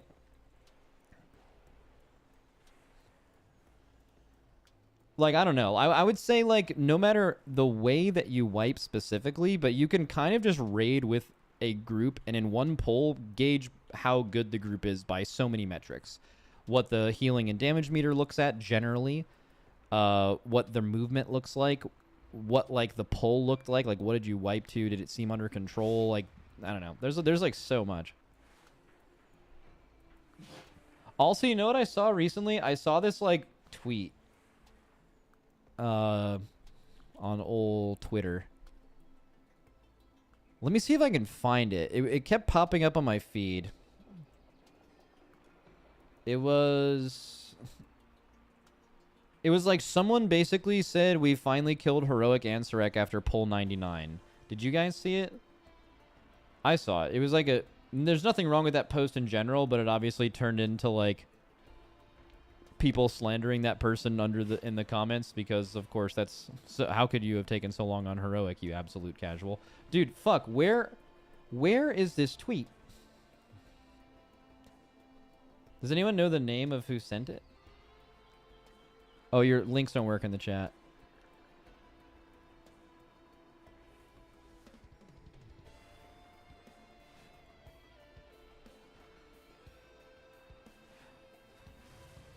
That's more than my guild took on Mythic Nexus Princess. I respect that dedication. Was that a humble brag? Neek2323 on Twitter. Okay. Alright, here we go. Oh, they follow me. W.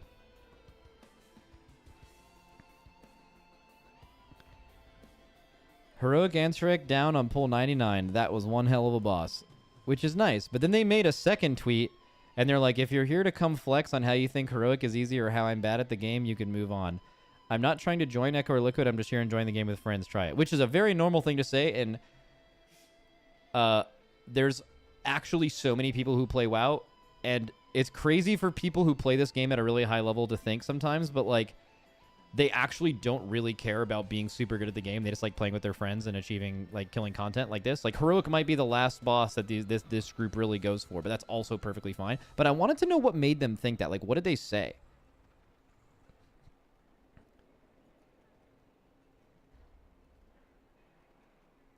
As far as I could tell, this person said something. I saw this earlier before it was removed. But this person instantly responded with multi-glad and bio opinions ignored. And I also think that that's like... This person's post, by the way, wasn't toxic. As far as I could tell. But people definitely didn't like that. They're like, I think it was a genuine question. It wasn't even written rude. It's out of curiosity. When I killed Heroic Ansarek, it took very few attempts, but a lot of people were quite geared. Most guilds, it's one-shottable. It was not one-shottable. It's one-shottable in a lot of... Now, yeah, if you guys are under-geared, say, 620, it would definitely make sense. Maybe some learning difficulties. You think this is good faith? Oh, yeah, that is what that person said. They said, maybe you guys have some learning disabilities in your group, which was definitely targeted. Also, this is just false. Most guilds, we didn't one-shot Ansarek, and we're the best guild in the world, right? No, I don't think anyone in the world one-shot Ansarek. It didn't happen. Like, have pugs done it with people who have one-shot it before? Yes, but a group of 10, 20 people who have never pulled Ansarek before have one-shot it? I don't think that's happened ever. That's never happened, right? Also, dude, I bet it felt so good when they killed it. 620 for Heroic, you drunk. I don't want to see the rest of the responses. I want to see what made them quote retweet that. I wonder if they had a bunch of people shitting on them or if it was actually just that one person. Congrats, my guild started going... There's a reason for this as well. Congrats. You'll be even more shocked to know that there are normal prog guilds who would never even touch Heroic. This game is much bigger than the cutting edge raiders. Yeah, that is correct. A lot of top players don't understand that. It's all congrats. Hell yeah, congrats, GG's. Someone's calling me, sorry. Great job, congrats. We're 82 pulls in. GG on the kill, nice, congrats. So 99% congrats. I'm trying to see... Okay, there's another person. Crazy to see people actually struggle with heroics. That could have caused that tweet. There's a reason for all of this. Awesome. Had a 50% wipe on Mythic Brood. Great job, now fuck off. Okay. And it's a person I have pre-blocked, so that's good. Morons who are surprised by this are why the WoW population is in a shell of its former past with 10 times more toxicity. This is why I think people have like the WoW is toxic angle. So as far as I could tell, there were 3 people in this entire reply thread out of 63 replies, out of 156,000 views of this tweet, that only 3 people came in and said like, you guys are dog shit or whatever, right? Hi, Max, it's me. Oh, look, they're in the chat. First time message. Hello. So when I saw this tweet, I don't know if you guys assumed this, but I assumed like a lot more people were like flexing on them because of the amount of people that interacted with this. And I bet a lot of these are just like, yeah, dude, people just don't fucking get it. You guys did great. Everyone who said that is fucking stupid. Fuck these people, right? Do you guys remember that person in chat the other day who said that most WoW players are toxic? And then I kind of just broke down what they were saying, and I was like, okay, so every time you zone in to a dungeon, is there one person in the group who's toxic? And they were like, well, it's not every time. I'm like, well, even if it was every time, that would only be 20% or 25% of the population. And that's not a majority. And they're basically, because like basically this happens to people, but you just remember the toxic thing so much more than the others. Like an example of this, I saw this and I was like actually wondering how many that happened. Not to say that it isn't annoying to do this, because I know this as a streamer, right? As a streamer, you might get 1,000 messages. Dude, I love your stream. Love the potty C. Love doing undercover raiding. I love watching you in the race. Congrats on the race. All this positive stuff. But then one person is like, I don't know, says something that like hits you deep, or maybe it's like really basic and they're like, dude, you fucking suck. Your whole guild sucks. Fuck you, fuck you, fuck you. But that's the thing you remember after your stream. And it's literally one out of like during race days, I would have sometimes 800,000 to like 1 million individual people at some point tune into that stream. And it only would take one person or 10 people or something to do that. You can only imagine how many. So out of 156,000 people who saw this, only like 3 people actually decided to say something shitty. Right? Or maybe a few more. It's probably no more. I haven't looked through all the replies and stuff. But let's just say it's like no more than 10 out of that many, which is a fucking massive, a fucking minuscule, infinitely low percentage amount of people. But it still was enough to make you feel bad and to make you tweet this thing, the second one, which would probably be obvious to most logical people. The only problem is, and I've learned this a lot as a streamer, is the people who need to hear this aren't going to read this and understand it. I feel like most logical people obviously know there are people who play WoW at any given level, but none of the people who think what they said here are ever going to use logic and reason to come to it, the conclusion they came to in the first place. They're like extremely biased. They only understand the world around them and not what other people's experiences are or different perspectives, and they're never going to change that.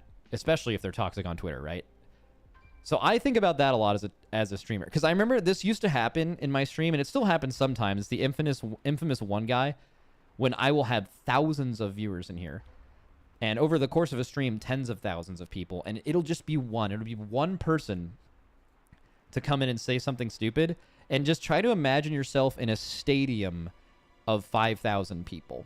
And then there's one guy in the front row as you're just sitting there yapping to all these people that are sitting there listening to you yap. And he's like, you fucking suck, or something. And then you go on a 5 to 10 minute tirade about why that person's wrong, or how shitty people are, or why do people do that, or whatever. And the rest of the people are sitting there like, why are we even talking about this? Like, there's just the one guy. Or maybe it's like the people in this tweet who are like, yeah, you know what?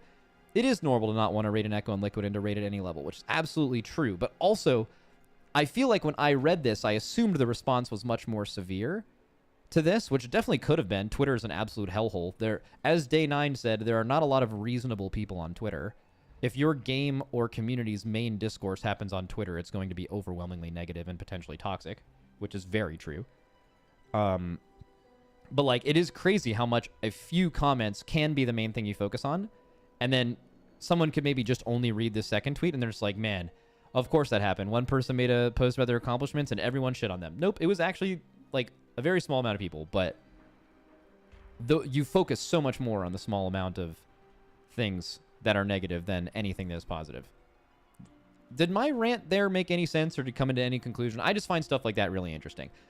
because I actually didn't know how many people responded negatively, and I wanted to know, because I just keep finding it fascinating that I'm like, people are like, man, I don't even like doing WoW dungeons because wait, what is it?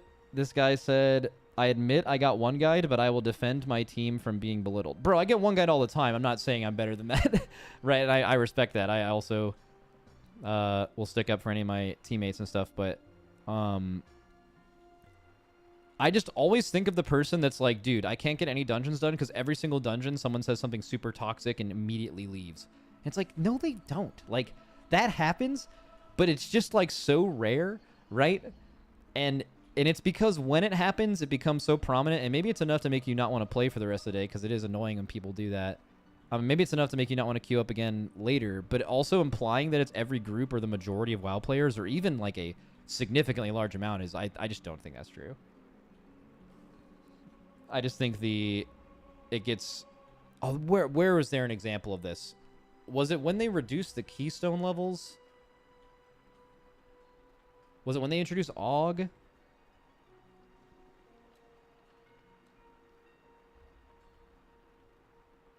I don't think I'll remember. There was a, like, actual perfect example of this involving Twitter and a change they made in Wowhead comments.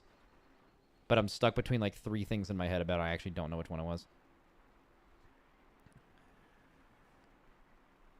The unrealistic part of the scenario is that person is getting into Mythic Plus dungeons. Yep, yeah.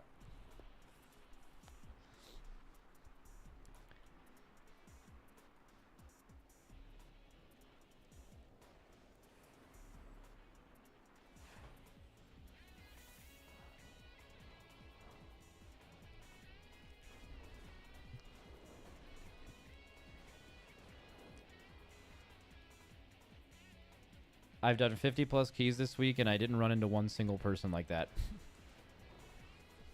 Are you a tank? I actually wonder what role it is more often. Because that sounds plausible, but I also... It wouldn't surprise me if someone ran 50 keys in the week and that happened to them like 2 to 5 times. Right?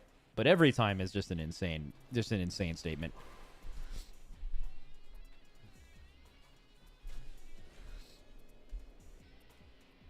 Healers are by far the most toxic. I wonder why that is. I mean, I can kind of see it. Like, when the group dies, it's immediately like a tank or a healer thing, but the initial thought can be to blame the healer, and the healer can just be like, wait, you guys died because this guy was taking a bunch of damage, and I had to heal him, and now we're behind, and, like, I guess as a healer, you feel the need to defend yourself, and when you're constantly defending yourself, that can turn into being toxic, I think. Like, if you feel like you need to defend yourself for all the mistakes you're making.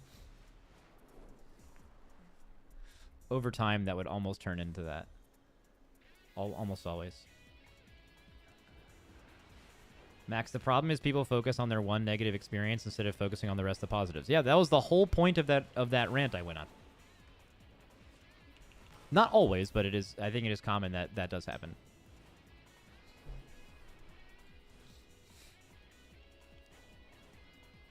What is it? Healers are pre-toxic because they are the first person who the DPS blame unless the tank massively overpulls. Yeah, that's what I was just saying. Like, because you as a DPS player are reliant on a healer keeping you alive, and there's kind of a mixed bag as to like how much they should be healing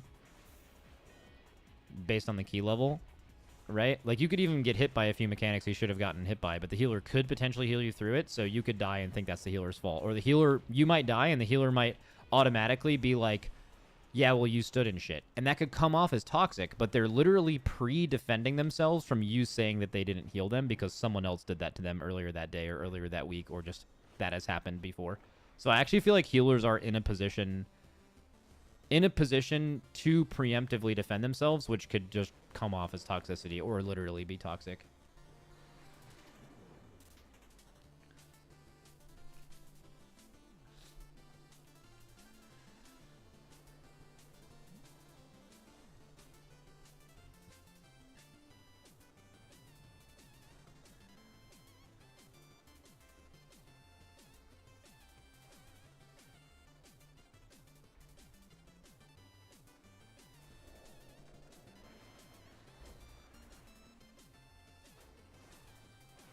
Tanks and healers get flamed the most because if they are bad, they have no way to know if they don't play other roles, so they can play bad for a whole season without feedback.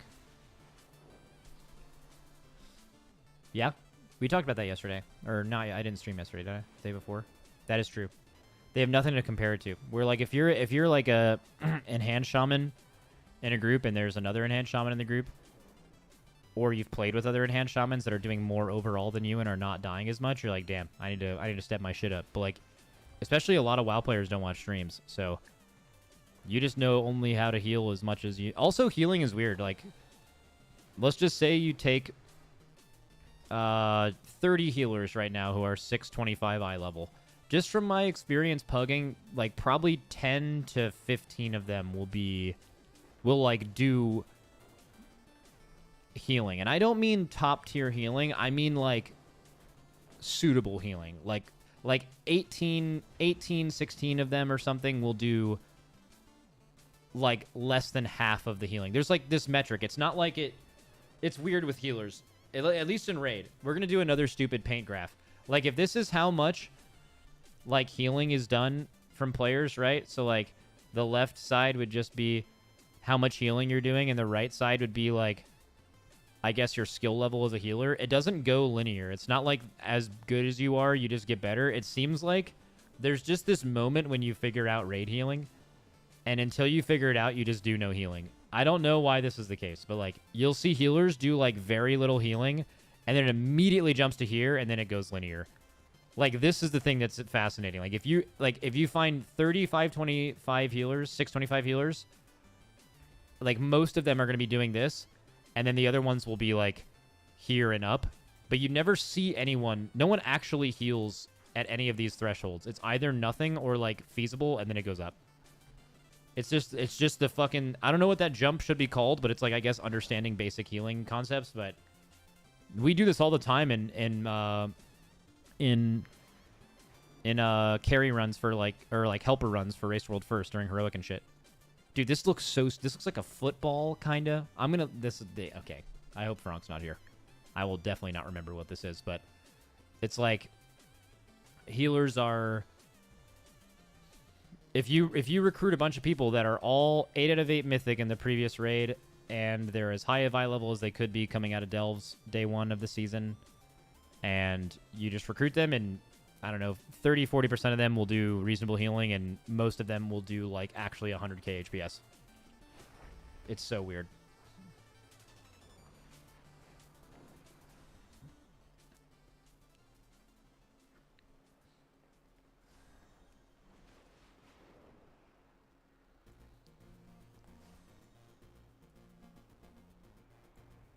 It also could just be like a Mythic Plus thing. Like now that Mythic Plus has been out for a while, there's people who know how to heal in a dungeon setting and not in a raid setting. I don't think it varies too much. There's infinitely more spot healing in dungeons.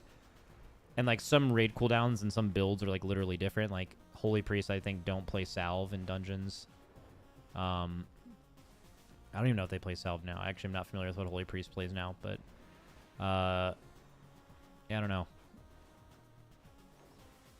I don't heal enough. Healing's actually fun, though. Healing is... I think if you're healing with other good healers, it's really fun. Conserving mana in raid is the main thing that's different. Yeah, but like... if they weren't conserving mana, you'd see them like popping off at the beginning and then running out of mana and then stopping, but you don't even see that. You just see them going doing nothing. Also, like, only half the healers in the game right now even care about mana as a resource. You could probably hide it on your UI on multiple strong healers right now, which is stupid. And then it's, like, super important for a few others.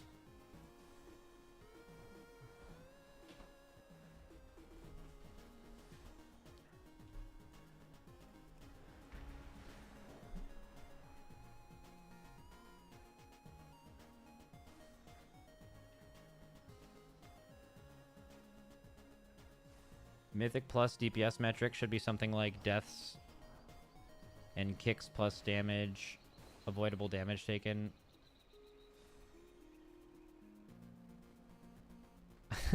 Yeah, some way to accurately describe skill level.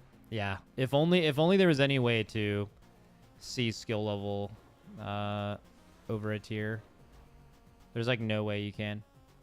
You just have to, I mean, you have to like just, the only way you can see is if like, at least if you're recruiting a raider, you can, and if they have logs, you can look at every pull they did in progression. You can see how they did with deaths. You can see how they encountered certain things, how they dealt with it. And that will tell you everything about them, as well as watching them. But in dungeons, man, it's just like, I don't think there's any metric that matters more than just playing with a person. Because later in a season, someone could have like really high IO, but like that could be the exact kind of person that like an actual good player would really avoid at the beginning of the season before they figure things out. Like some people are like fake good in Mythic Plus at the end of seasons because they've just, due to sheer repetition, they've just done something enough to be competent at it, but like they were probably not good at it right away. Where like a great player would be extremely efficient right away. We've done this analogy before, right? It's the difference between the person in the world rank 100 guild 100 pulls into a boss looks the same as fired up, but on the first 10 20 30 pulls of the boss they could not possibly look any more different, right? It's the same thing with Mythic Plus. Like if you just do Mythic Plus hundreds of times, your skill floor is just like naturally raised, so you could have very high IO and be very average but appear to be better than you are.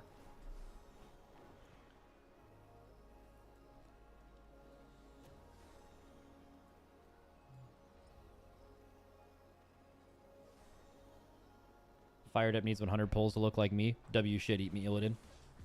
Fucking love that.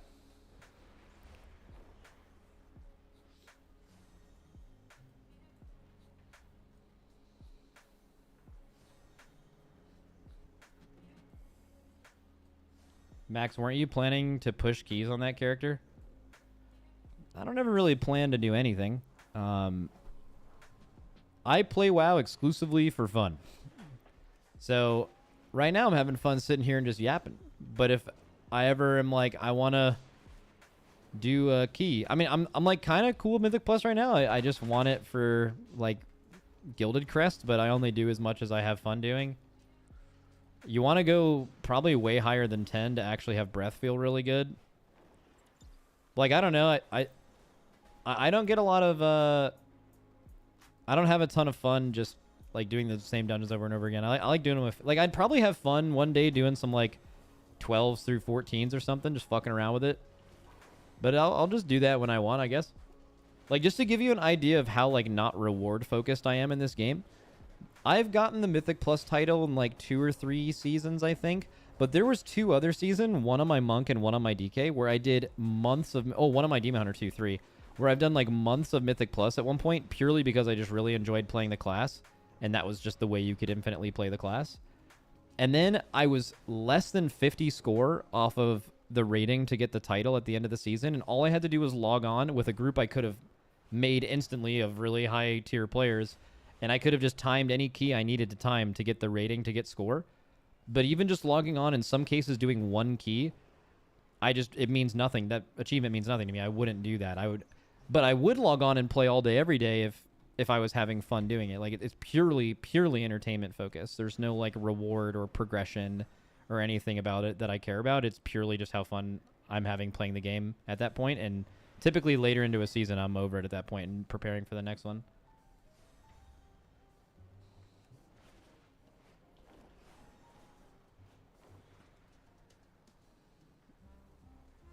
I don't ever plan to do anything. That's true. I don't. I really don't. Like, I just, everything is made up on the spot.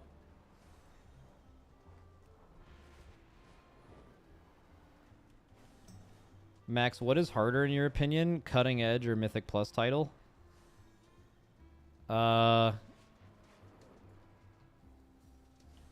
They're both very, very attainable. Like, it's just purely time. Like, I don't know, I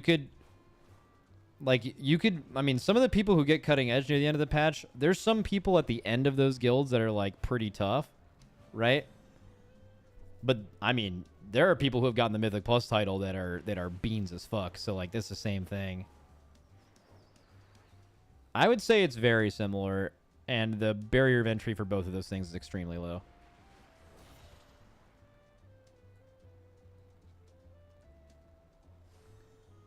It's basically just putting in... Both of them are just putting in time. It's just a time thing.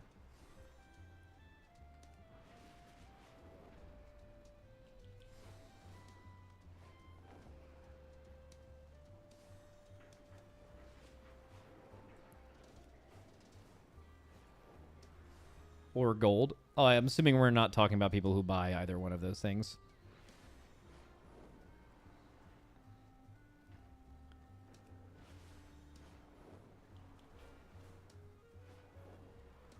The worst cutting edge player could never get the Mythic Plus title, though. I don't think that's true at all. I think that absolutely could be the case. I think it would probably go either way.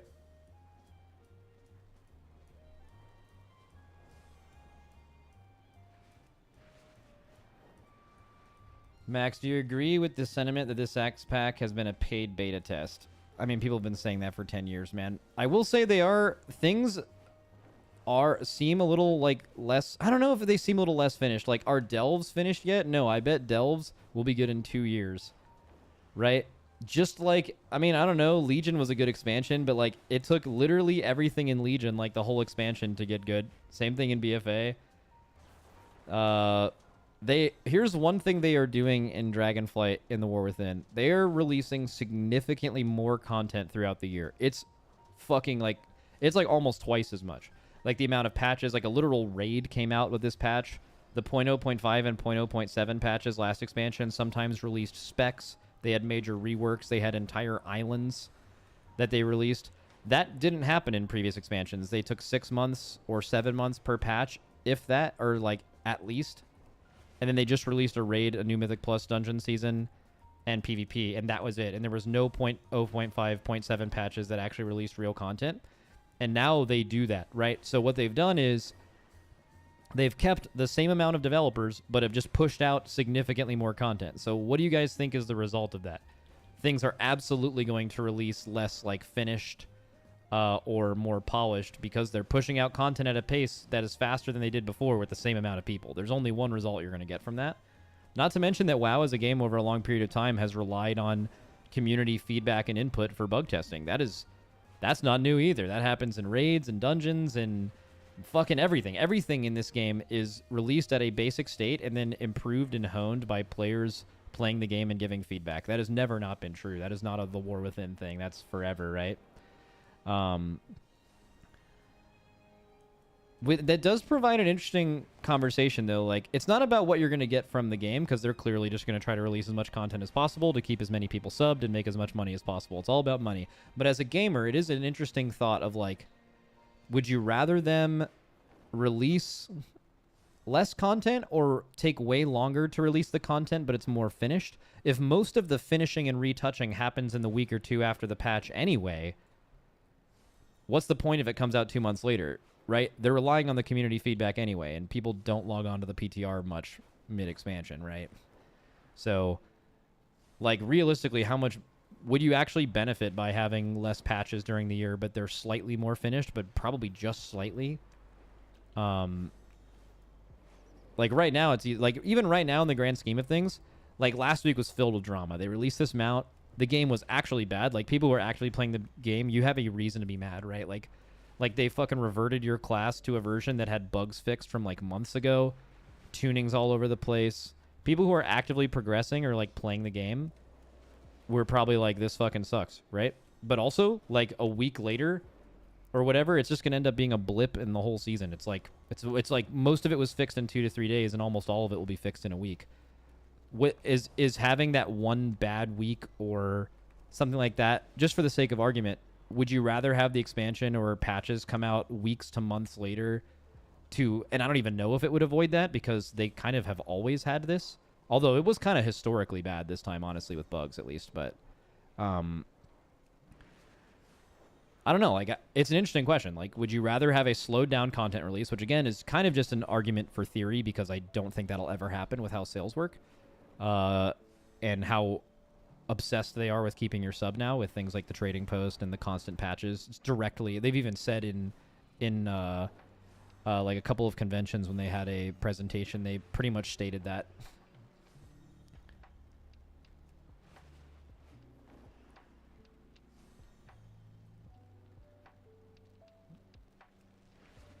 I guess a blend, some indefinable point where it's less crazy bugs but more consistent content release. Yeah, but then you don't even really know what you're asking for, right? Like, I think everyone would say whatever happened in this patch, they probably needed a couple more weeks to figure it out because it released so buggy, right? But this is like, again, this is kind of worst case scenario, and it's almost all going to get fixed in a week. So, like, is the answer this should have come out a month or two later? Probably not. How much would a 2 or 3 weeks even fix if they rely so much on the community feedback in the first place? Because the community's not going to get their hands on it until 2 to 3 weeks later. I think it would be an interesting question to ask a developer, actually. Like, if we could get a developer on our podcast and just be like, what is your opinion on the content release cadence? And, like, what would actually change from a developer side with an extra, like, 2 to 3 weeks? How much reliance is there on community feedback in... like, I guess, bug fixing the game? It hasn't really changed much in, like, fucking 20 years, so it's, like, part of their process, right?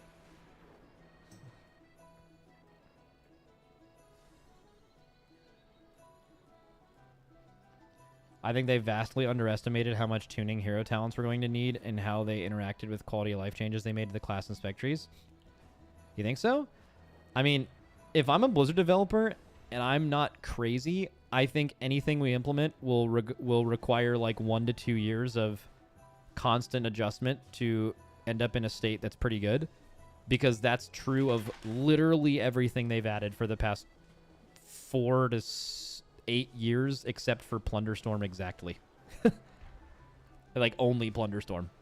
That's the only example of that not being the case. So, I don't know. It's probably just like what it is at this point, you know?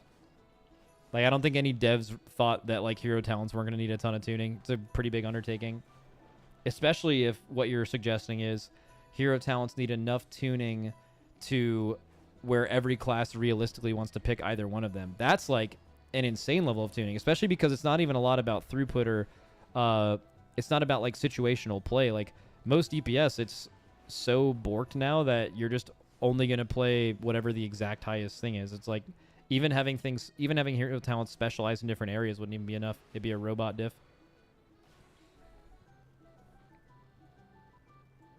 No, I'm streaming right now.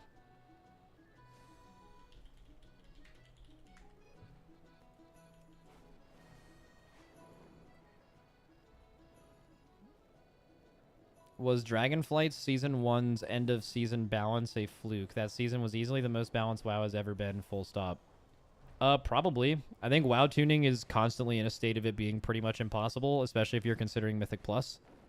Raid tuning is always pretty good. Like, Mythic Plus tuning is so specific that having that be good is probably extremely hard, given how often it is not tuned really well. So, yeah, probably. They also did more class changes more frequently at the beginning of Dragonflight than they have done now or since then or before then ever. So that probably helps too. There's certainly less class changes in this expansion than there was at the beginning of Dragonflight.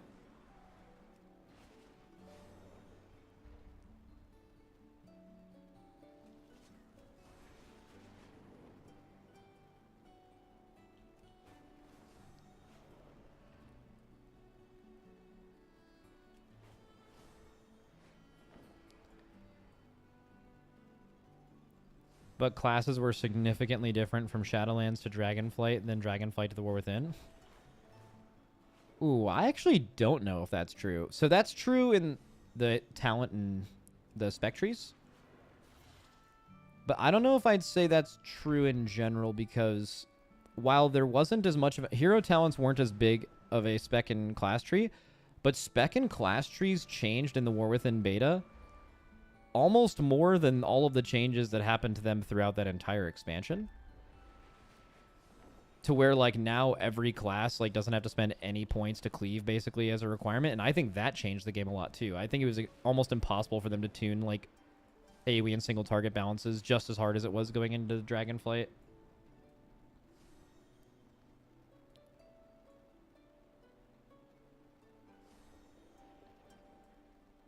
How many Mountain Dews will I need to drink to get a motorcycle? Oh, I forgot about that. There's like a battle pass for drinking Mountain Dew. How does that even work? Let me see if I can find an article on it.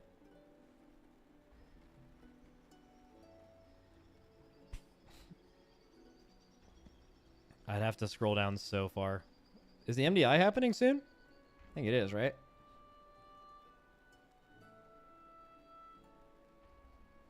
November 1st? Yeah. The rewards for the Mountain Dew promotion for WoW and Diablo have finally been revealed. Players can earn mounts, pets.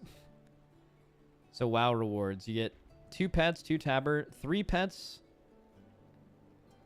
And you get a unique mount. That's actually kind of insane. So EU just can't get this? Has that ever been the case before where a certain region has a mount that another region doesn't have? Has that ever happened though? Yes? When did it happen? Like what other mounts can EU get? Or sorry, what other mounts can NA get that EU does not have access to?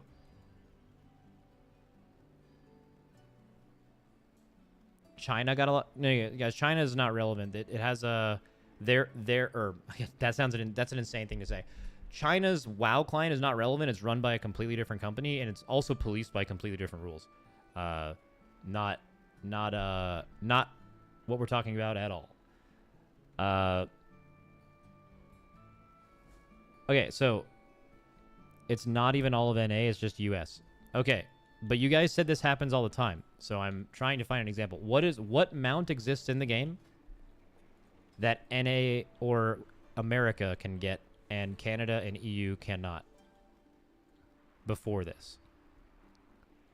Because I was under the assumption that this is a new thing, and it's kind of crazy that they're doing that, but you guys are saying it's happened a lot, or a few of you said that.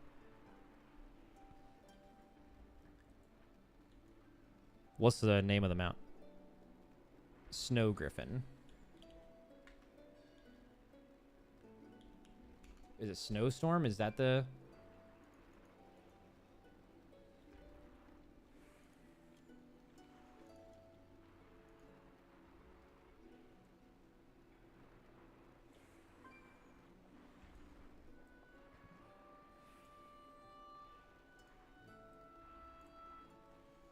Filter by promotion?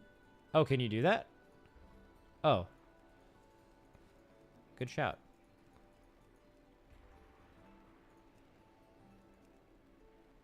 These are all by promotion. So which one of these does EU not have?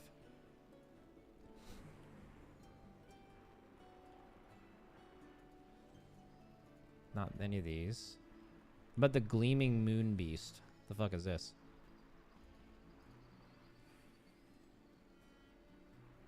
Alright, I feel like the fact that no one could immediately point to it sounds like that this is the very first time that they've released a mount that you can only get with an American WoW account and not a Canadian or an EU one. That's that, and I'm assuming the people just made it up in the chat that said this has happened a lot. That is kind of crazy though. Like mounts are a big deal. Like people +1 on mount means a lot to a lot of people. It's kind of crazy they decided to do that.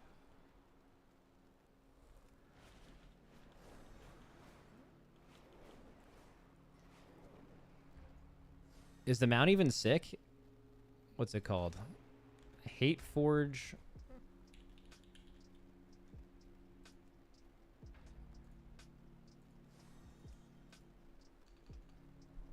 Wait, you can't even see it? There's a picture in the post? Wait, it is sick. God damn. Look at that thing. Thing looks cool as fuck. Wait, when does this start? Bro, I might be buying some dew. Nah, I don't care. How much would you have to get? How much Mountain Dew would you have to... I wouldn't drink it all. Maybe I could gift it.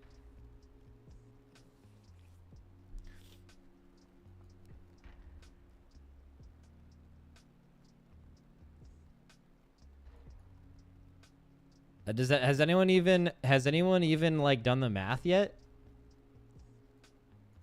Those points can be accumulated for multiple purchases. Doritos do rockstar.com.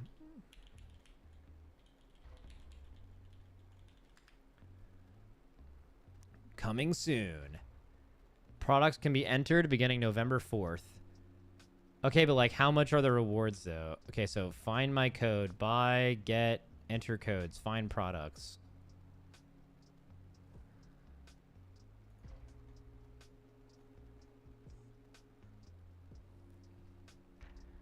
Dude, shout out to when we used to live together.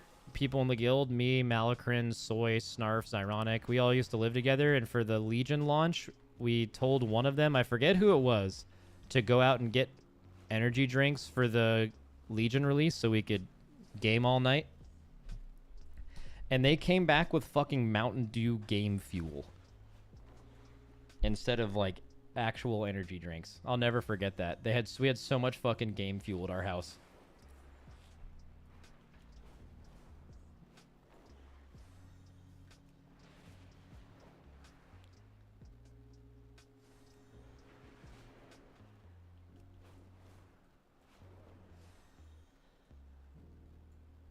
Ad?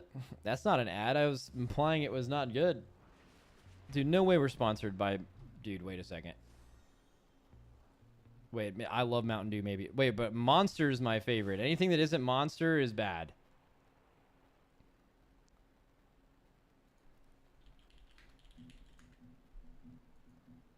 Come on. Oh, we're good. We're good. We're hard good. W, Monster. Woo!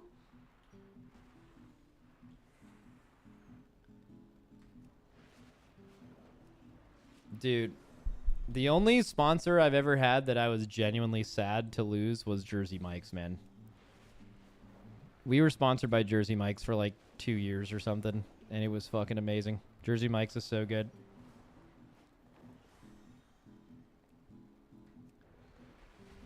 Wait, you lost it?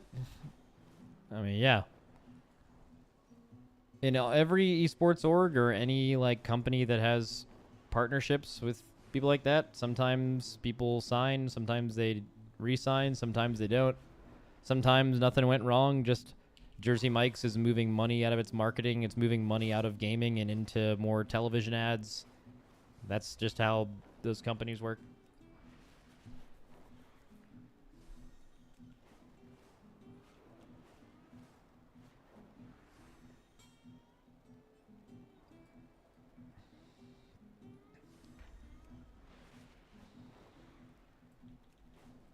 Danny DeVito? Yeah, Danny DeVito might have actually stole our shit.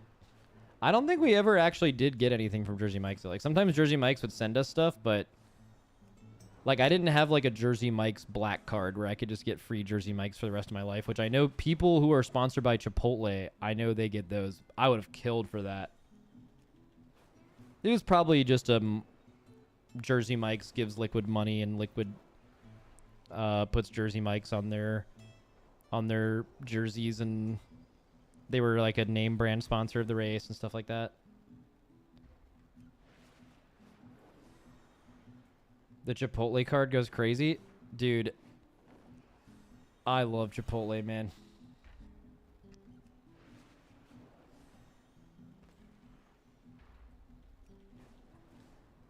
Did you see that one dude eat Chipotle for 1,000 days in a row? Nah, what happened to him, though?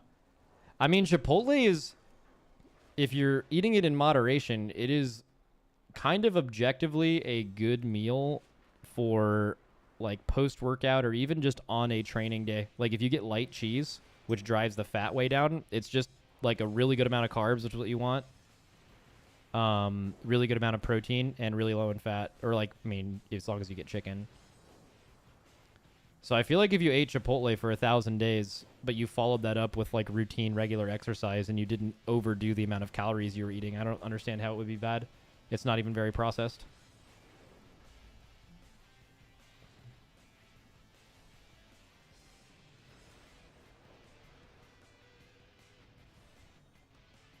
Crazy sodium though.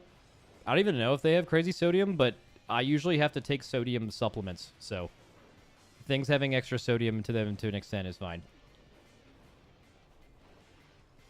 You have to. I put a pinch of Himalayan or pink salt or whatever in my post game shake. Goes crazy.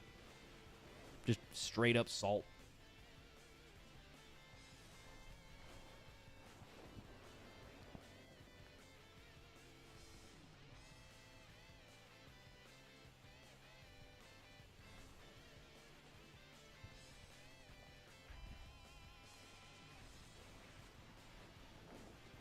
You're not salty enough. Come on, bro. All right, I should do my last 10, I think, at least. Wait, who's messaging me?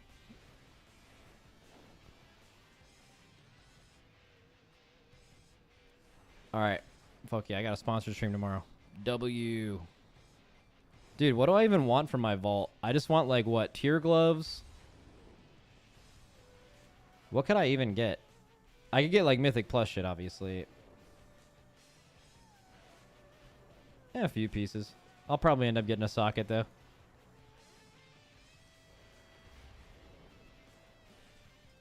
Dude, you know what I wish you could get out of your vault, bro? Bro, if you juiced your vault, but it just gave you 100 gilded crests, oh my god, I would juice my vault every week.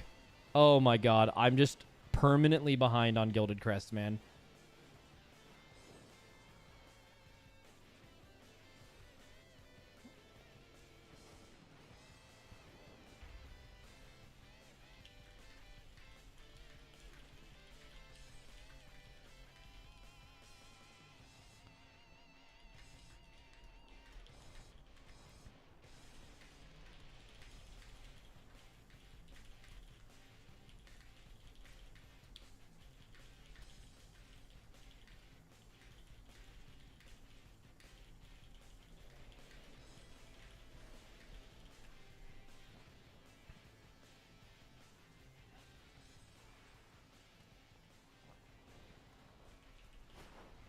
What are we sponsoring tomorrow? Diablo 4. Speaking of which, I should probably log in my guy again. I think the idea of the sponsored stream is I'm just playing Diablo 4 with... Let me get an idea. I know who it is. Did they post it in here?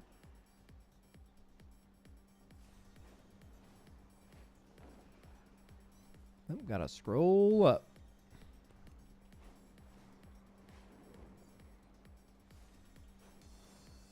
Wow, it was in the other channel?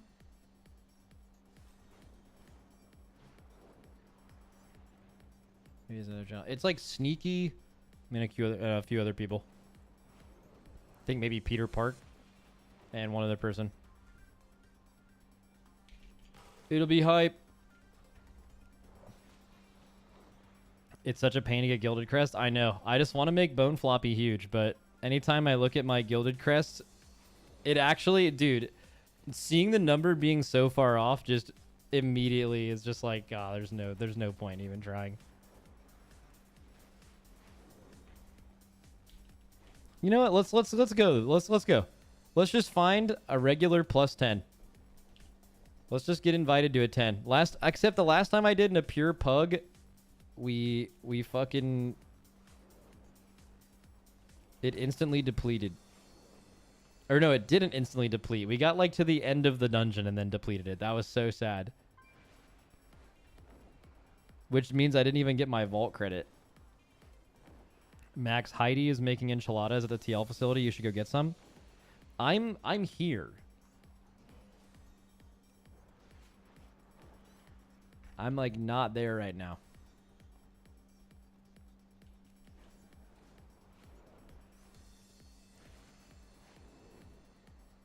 Max, Undercover Mythic Plus with Growl was one of my favorite videos of your channel.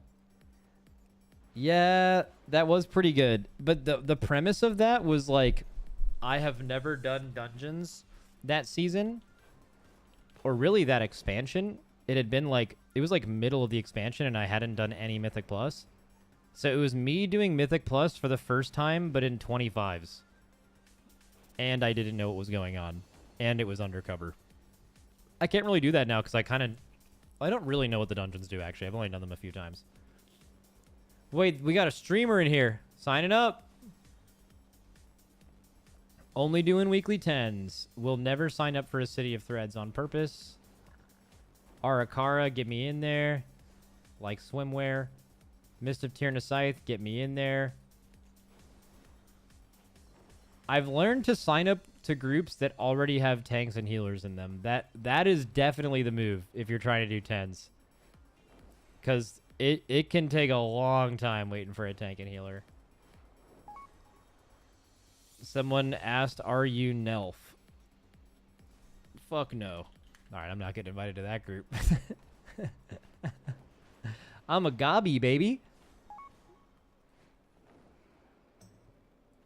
Wait. What does this mean? I don't know what this means. He said, are you Nelf? And I said, fuck no. And then he said, sigh ass. Like PSY ass. Like this. What does that mean? What does that word mean? He wants someone to open the skips? I'm not asking you why he's asking why I'm Nelf. It's Mythic Plus. You always want to be Nelf. I just don't know why he's said... Is it like, did he cast a spell on me or something? Is it short for pussy ass? I mean, even then, that's like... That's just such a weird thing to say. Like...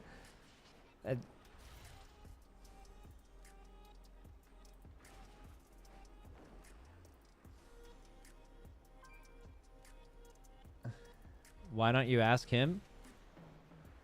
I don't know. He left it in such a misleading and potentially angry state. I feel like he wouldn't want to be messaged again. He's calling you a pussy ass bitch for... Yeah, but he forgot the bitch part. Calling someone a pussy ass with no final thing on it. It's just, you know, it's weird, you know? That's all. Why are people doing 11s? Isn't it time to do... I mean, is everyone doing an 11 just like... Are they pushing keys? Are they trying to push keys and they're not just trying to do weekly keys? I'm assuming. For score? See, I find that really fascinating because, like, the only reason to do keys above 10 outside of just playing the game and feeling alive is to get score for specifically, like, the title at the end of the season, right? And I feel like if you're trying to do 11s right now for score, I don't know this for sure, but I feel like you're definitely not going to make the cutoff for title by the end of the season. Unless you, like, just started playing or something. You need 11s to get into 10s. Oh, I like that. Someone just said I like seeing my score go up. Oh, I kind of get that too. I kind of fuck with all of that though. There's one change they made in Mist of Tyrna Scythe that I don't really like. That, don't you, like, fight more individual solo packs during the maze? Did they, like, extend the maze in Mists?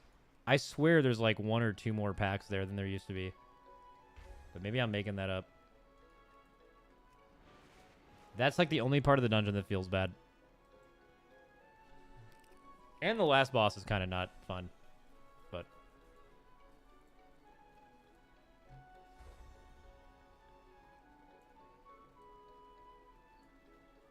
Let me in. I guess I am only signing up for 1 key. This is proof, by the way, that I'm not getting streamer treatment right now. I'm playing on a DK with not great IO score to get into 10s, right? I have exact IO score of having all 10s completed, which is low for what they're looking for. And I'm just getting hard declined from every key. Let's fucking go. Bone Floppy is not a celebrity. Except for this guy who said 10 Dawnbreaker, bone, bone, bone. There is a lot of 10 Dawnbreakers. Is Dawnbreaker like a chill key? Let's actually do it. Well, I don't know if I want to sign up for this guy's key because he's calling Bone's name. he knows what we feel like. I did one afternoon. I did some keys because I was bored. We were doing officer meetings, and I couldn't stream, but I just was like kind of just playing the game in the background. And I was just doing 8 to 10s. And I promise you, I was not in streamer groups, bro. I was fucking seeing it all. I saw fucking levers. I saw fucking like crazy healer shit, crazy tank stuff, depletes. I fucking saw everything. I was in the wild.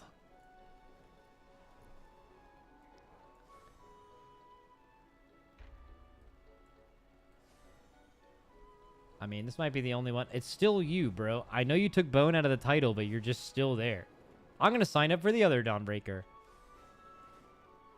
And I won't get invited, probably. God, oh, there's already a Frosty can there. All right, fuck it. Wait, I got invited to a Mist. W. Let's go. Sias. All right, I need to get a drink, though. Be right back. Sias. That's my new shit. Wait, no tank or healer? Fuck. Oh, wait, we got a tank. I think. Woo, woo. All right. Oh, Chat, you see this little wristband I got on? Can you read it? Probably not. Oh, I don't know why. I would have to make it full screen. But this, someone gave me this at BlizzCon last year. And I've been wearing it ever since. And it says Liquid Race to World First Champs on it. It's like a little friendship bracelet. It gave us power during the recent raid. What's up? What's up? Stay big.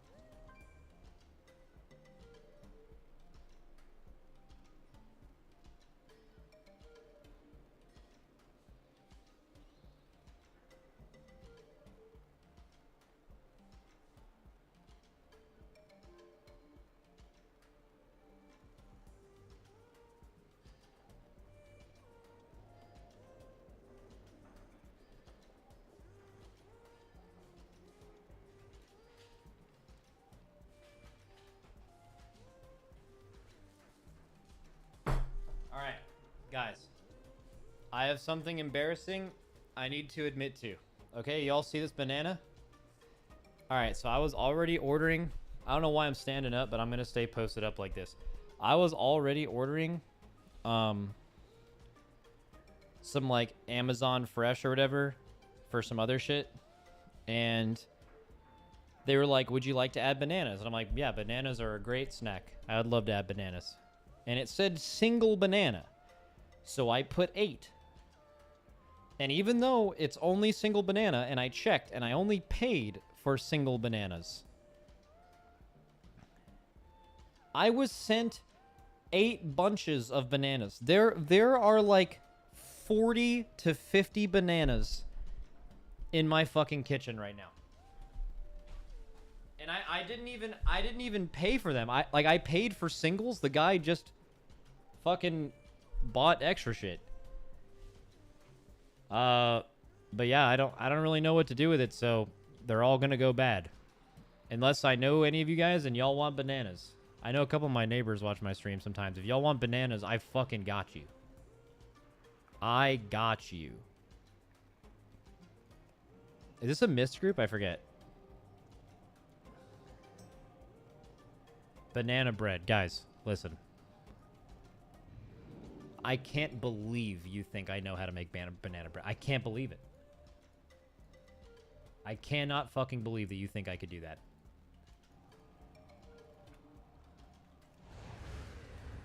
Oh, shit. This guy in chat said, is this the real bone floppy? Nah, different guy. We get mixed up a lot. He's very, very famous. All right, what's this group look like? Area 52, Triple Azralon. All right, we'll know soon. Sometimes Azralon has some gamers on it. Sometimes they don't. We'll find out soon. Am I in my dungeon build? Nope. Frost Dungo. And do I have pots bound in Frost Dungo? I believe I do. Yeah.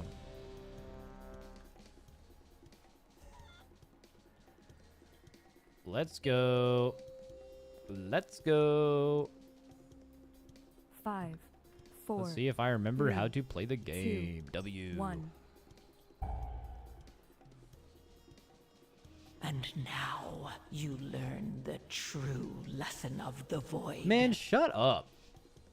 You ain't shit, Zalatath. Fucking feet merchant. Oh, no one can open it. New route. New route. On the fly. Let's go. Yes. Let's do this one pack alone. Yeah. Oh, let's drag it in.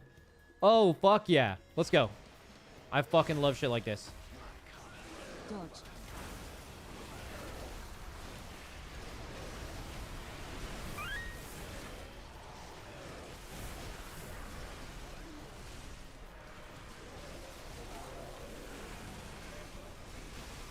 Dodge.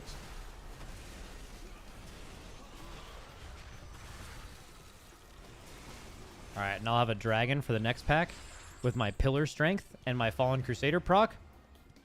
I'm gonna hit this shit fucking right away. Brah! No threat. Kick. Dodge.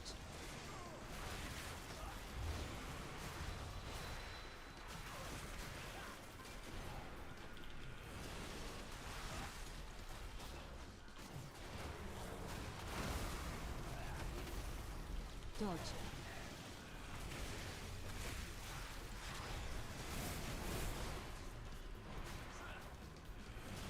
Your ascension How do you break the overgrowth? You have to like kill the thing? is complete. Or do they just like have to get out of it? I don't know. All A-bombs for those.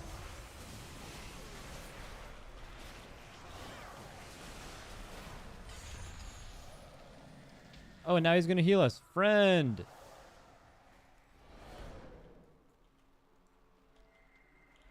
Pulling this. Okay.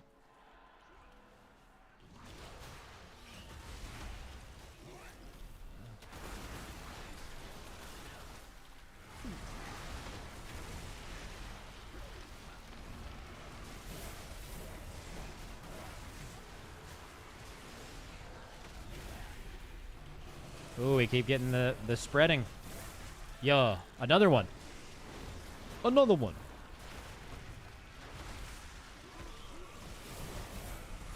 Again? Nah. Dude, Frost Decay is actually so RNG. It is unreal. By the way, this is a good dungeon, I think. I think we're going to do fine. Everyone in here is damn doing. Your ascension. That's really what you need, dude. You need damn doing. Bro, pull. Let's go. I'll even fucking blinding sleet that shit.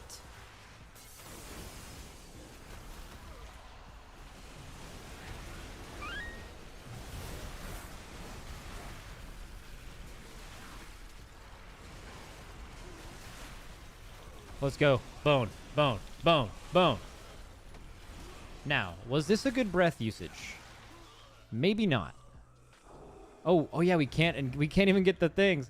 Because I could have just breathed this with the next pillar. Evade logic is you use everything on cooldown. And I respect Evade's logic. But also...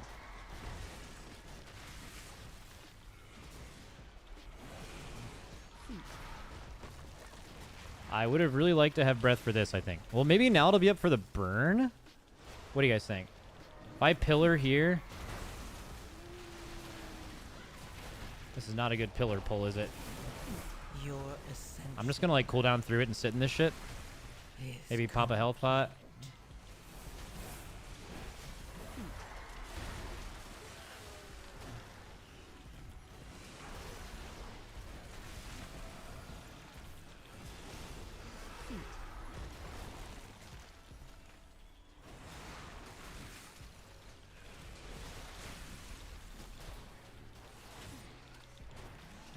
I don't know. I think we might...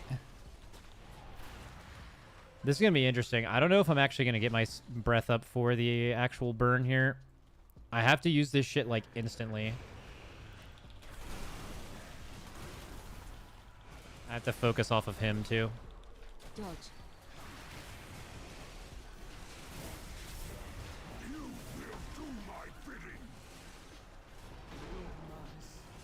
Wait, does he take reduced damage? On the pull?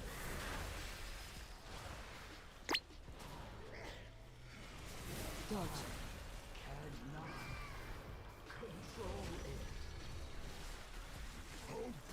He only takes reduced damage after this, right?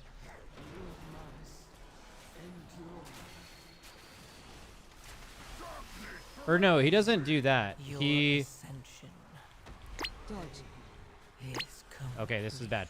All right, here we go. Jump. Little pot here. Little fucking dragon. Oh, boys.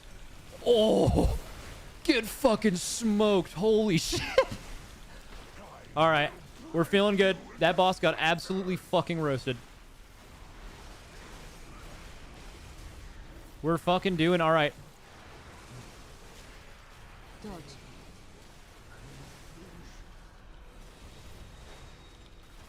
Bone, bone, bone, bone, bone. Holy shit, Bone. What an absolute legend monster beast animal.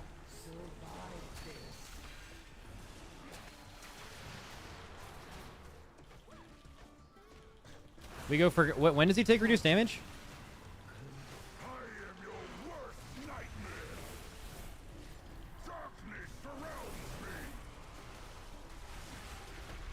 I think we kill him through it, bro.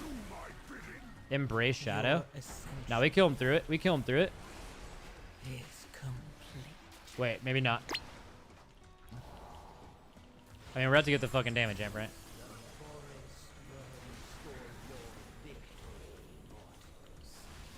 Oh, that boss got 8. Haste increased by 80%.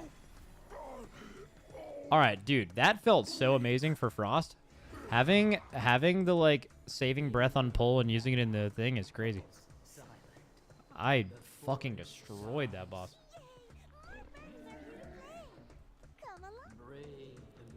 I saw an enhanced shaman do an 825 million burn on a 17. Oh, okay, let's just... I guess what I did wasn't that cool then. I mean, fuck it, right? Fuck it, I guess that enhanced shaman just did it better. Okay.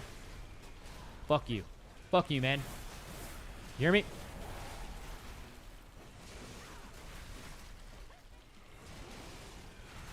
Fuck that shaman. I don't even know who he is. Meant bad. Oh, no. I saved my CDs because... well, this is really awkward. I guess I'll do this weird, like, half cooldown thing. Bro, if they were in faster, I could have, like, breath with the last pillar. Oh, this is so awkward. Now I'm going to breath some actual dog shit. Should I breath here? CD's on cooldown? I should definitely pillar. I'm going to do it, bro. Fuck it. It seems like dog shit, but... I have to send pillar anyway. Every cooldown on cooldown. Evade tech. These defenders have a lot of HP.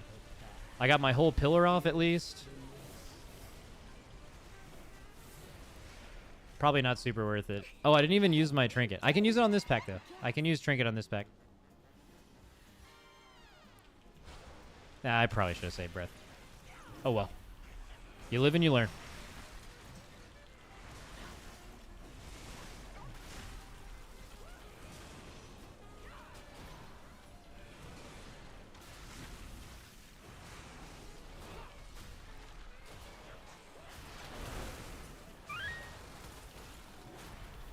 Huge treacherous transmitter coming in here. Absolutely massive.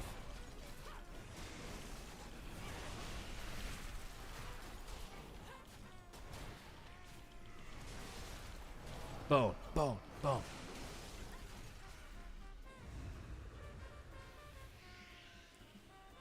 Ooh, actually, if I still have this trinket for my next breath, which I should, because of the pillar delaying the use a little bit. I wonder if that treacherous transmitter was better, because the pull that I breathed on was actually died so fast that, You know what I'm saying? There's some logic to it. It might not be good logic, but it's there. Now, do I do the late pull pillar again? Yeah, I'll do it. Fuck it. I don't even have... I have, like, massive shit for the next breath, but I don't even have a fucking... Oh, I'm getting procs, too. Oh, I am procking. I am procking like crazy. I got another one. Holy shit. Bro, how much of my damage there was just Exterminate and Reaper's Mark? I had, like, literally... That's actually crazy. I had nothing. I can maybe even keep it going. Keep it going?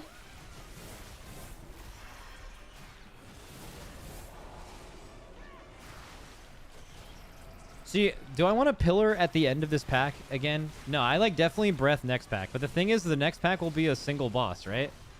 Isn't it a single boss next? Most likely. Which means I'll be using it on the... Yeah, fuck it. I'm not using shit here. I got to take a pull to regen. I could pillar... Pillaring halfway through these pulls is so fucking annoying. Oh, I also should D&D, even though I'm out of CDs here. Nah, there's like a chance it's not a... I don't know how the maze works. Maybe it's not a single target guy? Bro, this shit would have already been dead if I wasn't doing literal tank damage, zero CDs. That's fine. Stay mad, everybody else. It is one boss, isn't it? Oh my god, this is actually so bad. Jump.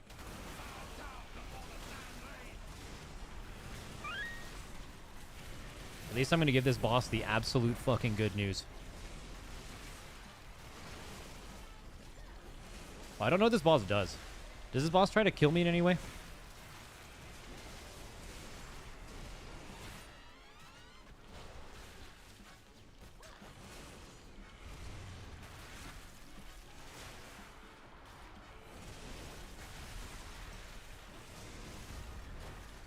He really isn't. He isn't really trying to kill me. That's crazy.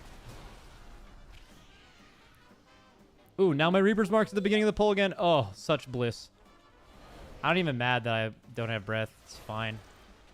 Who fucking cares, man?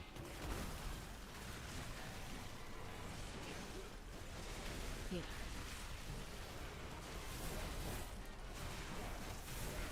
Oop, procking again. Procking again. Your ascension is complete. Love a good old proc.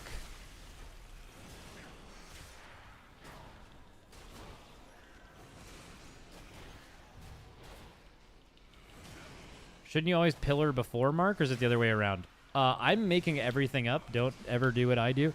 But I'm under the impression that you should mark before your pillar because you want to be like killing machining in your pillar. But again, golden rule: never, ever, ever do what I do. Dodge.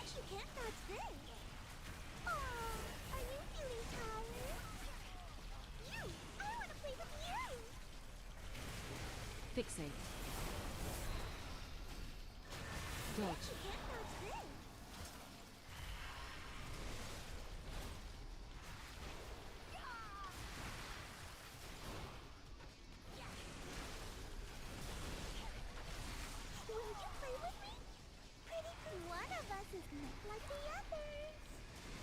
Dodge. Your ascension Isn't it the non-filled in one? Yeah. is complete.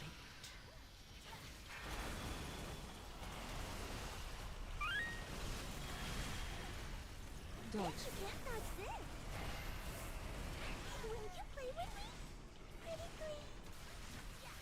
I need something to AMS that does damage, or I'm going to have an insanely short breath. Wow, that was so bad. I guess I didn't start it super high, but... Dodge. That's not good. I can get them both, right? I changed device, that thing. Dodge. What just happened? Why did we all just get hit? Did it like go off early or something? Or did all three of us fuck up that easy ass shit? I should save here. Your ascension Only non-circle. is complete.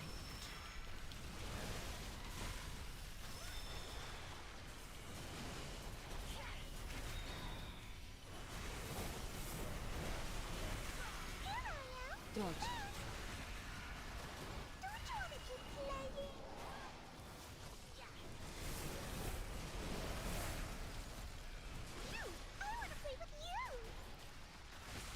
Dodge.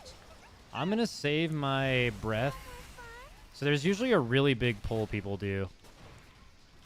It's not the first pull here, it's like the second pull. They go fucking crazy. I don't know if they're gonna do that in Lust, but I've always breathed this first pull because I have it up after boss, and it's like the saddest thing of all time. I'm so sad I'd never have it for the pull after. On CD. You want me to use it? Yes, you want me to use my CDs right now? I guess I could, actually. It's the leaf. God fucking goddamn beast bone. Goddamn beast bone.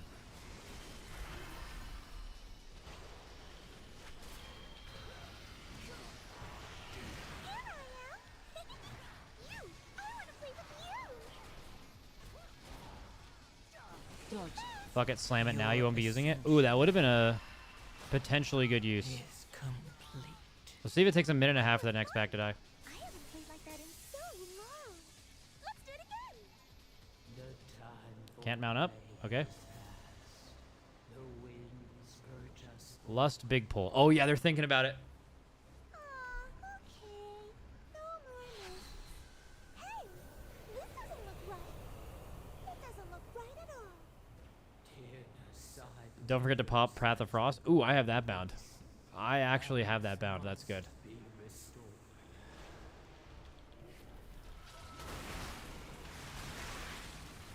AoE. Hit.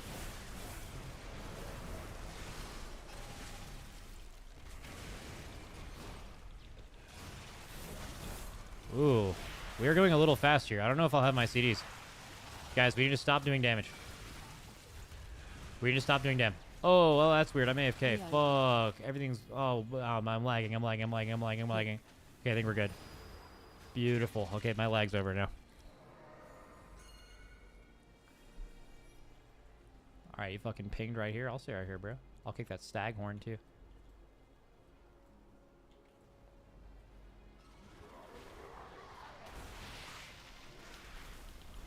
Hit. Oh, I can definitely... Oh, I found it. Hit. AoE. Your ascension is complete. Oh, I'm standing that shit for sure. Boom. I just popped on my cooldowns and stood and all that shit.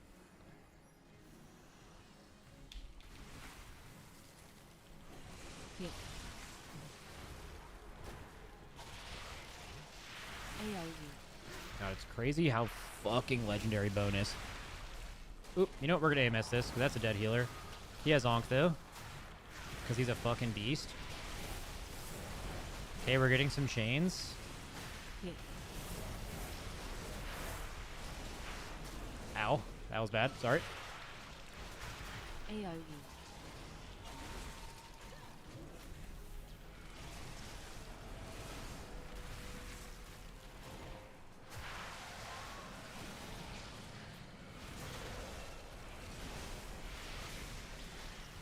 Your ascension Hit.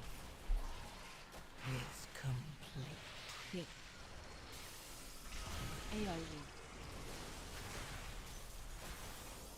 I should have, like... Fuck, I should have, AMZ'd that hit. Not using grippy hands for DPS? Nah, I think it's a terrible DPS button.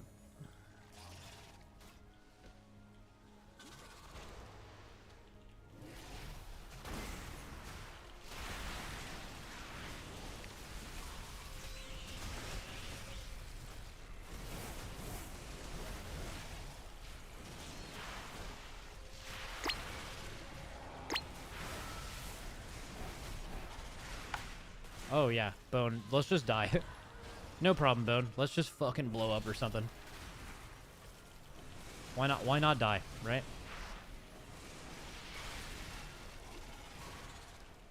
Your ascension is complete. Max, you're a terrible DPS button. What? What do you 4, mean? 3, What do you mean by that? 1. What could that mean? Oh, I thought the boss was going to move to me for some reason.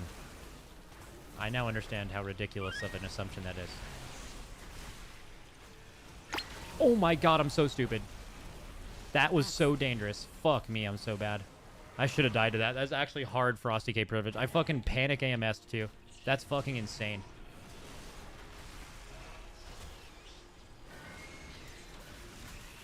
That's actually so insane that I did that. Sorry, I'll break your shit.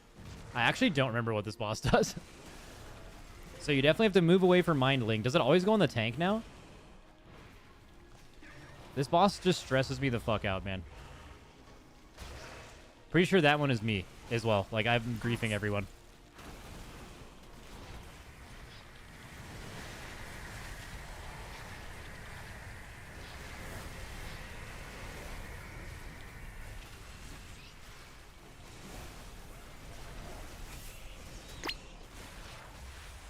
Your ascension is complete.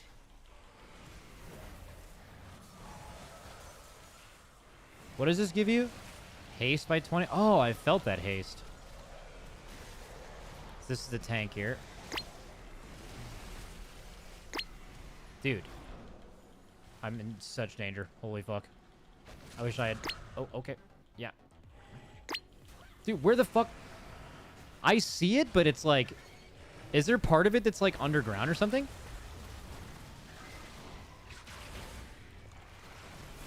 I'm rezzing this guy. In the worst spot of all time, unfortunately, but...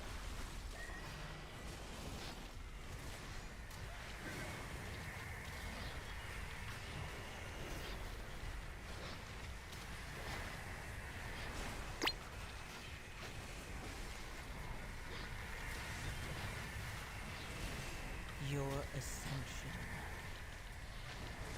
is complete. Dude, this is so ass.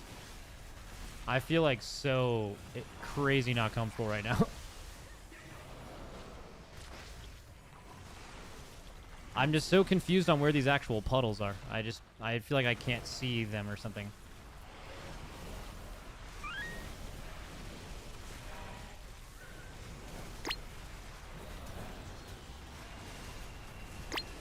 Getting out of Mind Link.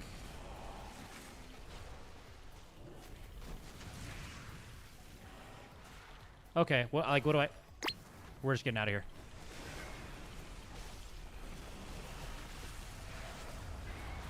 Oh, yeah. Fuck yeah. This is feeling fucking amazing.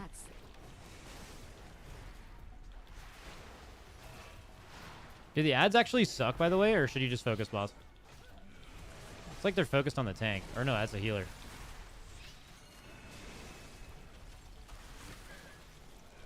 I told you that We you did were it. destined for great things. Rejoice, for you have aided the end of all things. There's a gray visual effects that is slightly larger than the green. It's miserable clarity, but you can see it once you know it's there. Yeah, that was actually like fucking living rent free in my head on that pull. I just had no idea how I was taking damage. You failed to deplete the key? Yeah. Dude, that boss pull felt insanely good.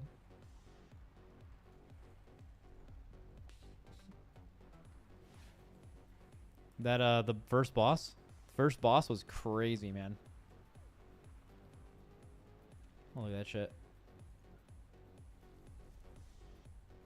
Ooh, what time is the game today?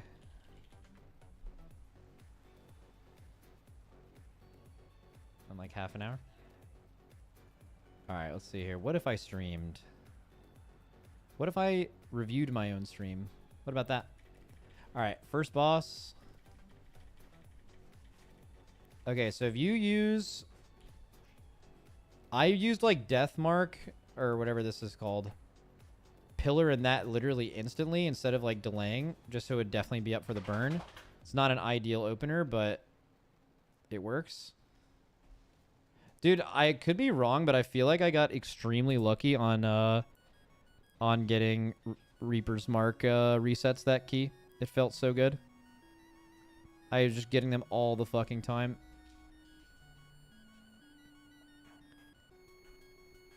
That one AoE pull, I got like 4 or something. Max, why are you attacking the boss at the beginning and not the tree? Because my cooldowns, if I hit the tree on the pull, the boss's damage amp would have start before my cooldowns came up from the start. So it was purely a greedy play. But I mean, based on the damage of the boss in general, I think it was the right play. But if I would have focused the tree instead of the boss, I would have not had my cooldowns up in time. So, so now I see where, oh, I'm like lining it up right here. Dark forces threaten Tyrna's sight. If we don't Oh stop yeah, them look at this now, right here. Look at this they'll boss. overtake all What's the of biggest number I saw? Ireland. Oh, that was a 6.5 miller. 2.5, 7. I saw a 7 mil, 7.1 mil, 6.9 mil. Was there a 19 mil? What hit for 19 mil? Was it a the scythe or whatever?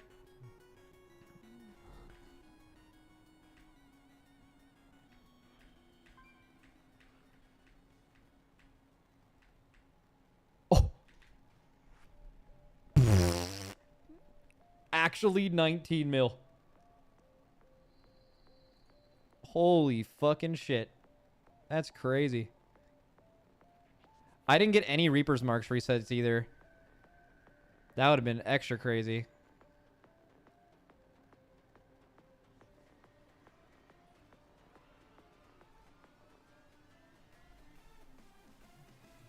That's insane. Check details. Oh, for like max hit.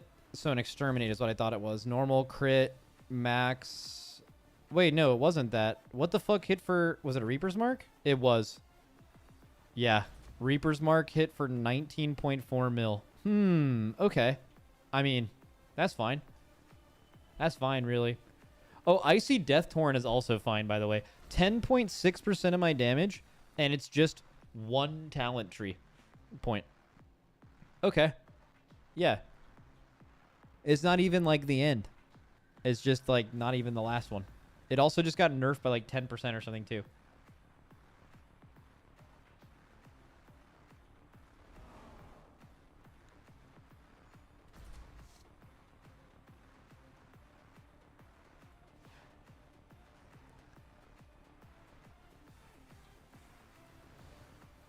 Frost DK is okay. Windwalker Dedge. Yeah, I don't know why, but like Windwalker... Like, if you were to compare Windwalker popping clones and doing, like, Fist of Fury, Strike of the Windlord, Whirling Dragon Punch, guaranteed Chi-Ji proc, and then another Chi-Ji proc, that for the last, like, 4 years, plus or minus a few of those buttons being used, was, like, enough. That would have done as much AoE opener as, like, any class in the game, basically, for the past like 6 years, and now it gets beat by like 5 melee. It's just like it doesn't even come close to what other melee do.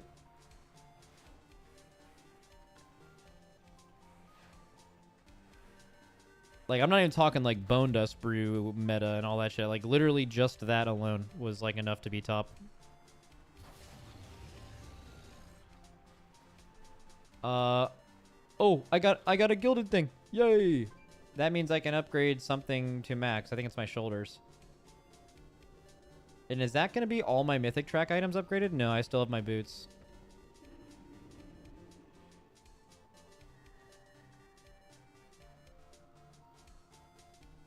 Not to mention it's bugged as fuck.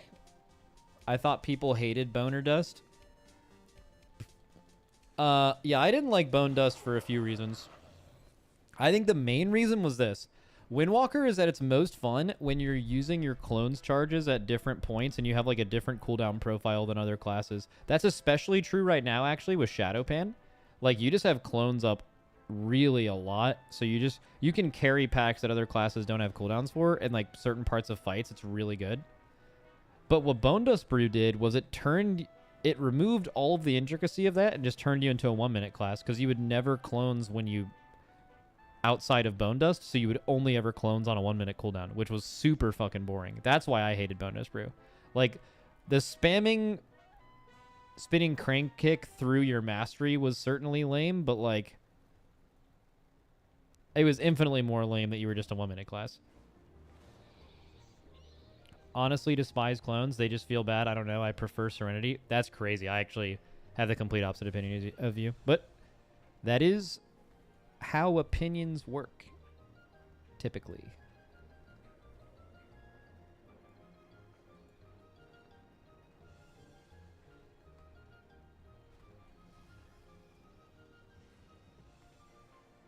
You know what? You're actually just wrong. And I'm right.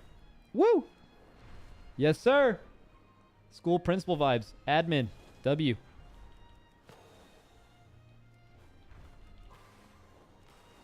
I sent you a banana bread recipe. I know a few of you have. I got 3 DMs right now for the banana bread recipes. But guys, I'm not going to make banana bread. I don't know how to make banana bread. I'm not going to learn either. And banana bread's good as fuck, by the way. I'm just too stupid to make food.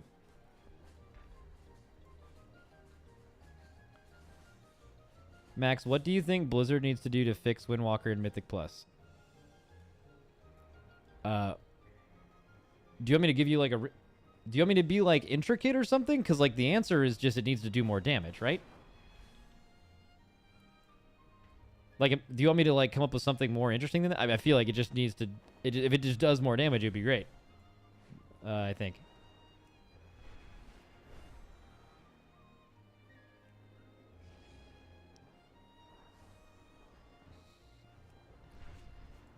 Take the bananas to Chef Heidi.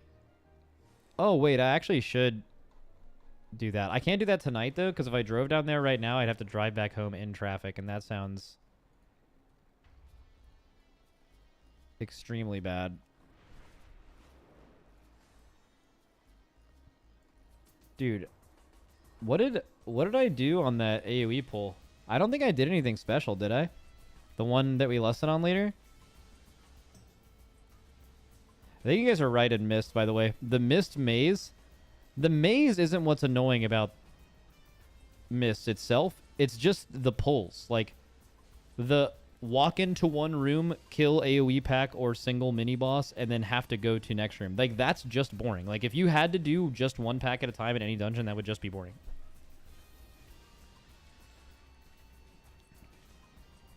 Anyways. Pull after. Wait, question. Could I have actually breathed on CD on the boss when it came up? Okay, so I would have breathed without pillar, by the way, at... well, the timer isn't quite right because people could have died. I don't think they died, though. So 15:35 is when I used it. When did I actually use my CDs on the burn? Oh, hey, guys. 17:10. Boys, my breath would have been 20 seconds off for this pull. W decision by me. W. Fuck yeah. All right, what did I actually get lucky here, or did everything just go right?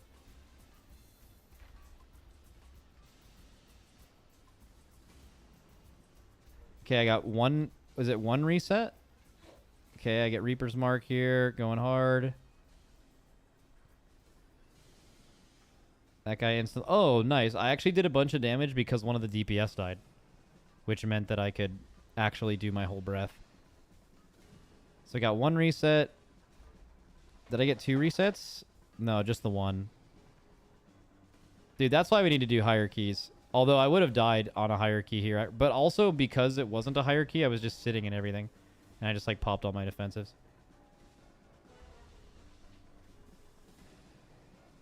Dude, that's why we need to play with an AUG, actually. Playing with an AUG in lower keys would feel good.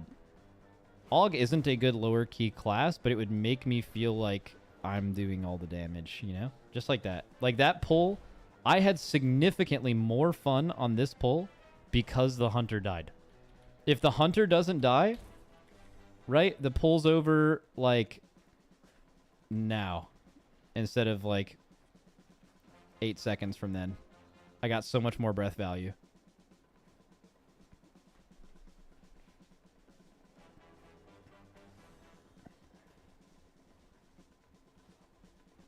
He said, oh yeah, telling you to slam breath was a huge bait. I checked the timer. I do higher keys, so my call to slam breath would have been correct. Oh, you do higher keys? Oh, fuck. Okay. I didn't know that. Shit. Jesus. Okay. We got a fucking beast in here. Oh, he said, no, I'm telling you to do higher. Oh, like you. Oh, man. Okay. Oh, shit. Jesus.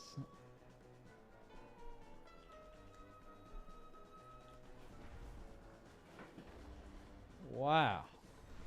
I might do one more key. I'm feeling weird. I kind of want to do M&S later. But I just don't know. Unfortunately, it's not scheduled. Monday Night Squad, there's a ping that goes out for it like 5 minutes before it starts, and it can happen in a 6-hour period.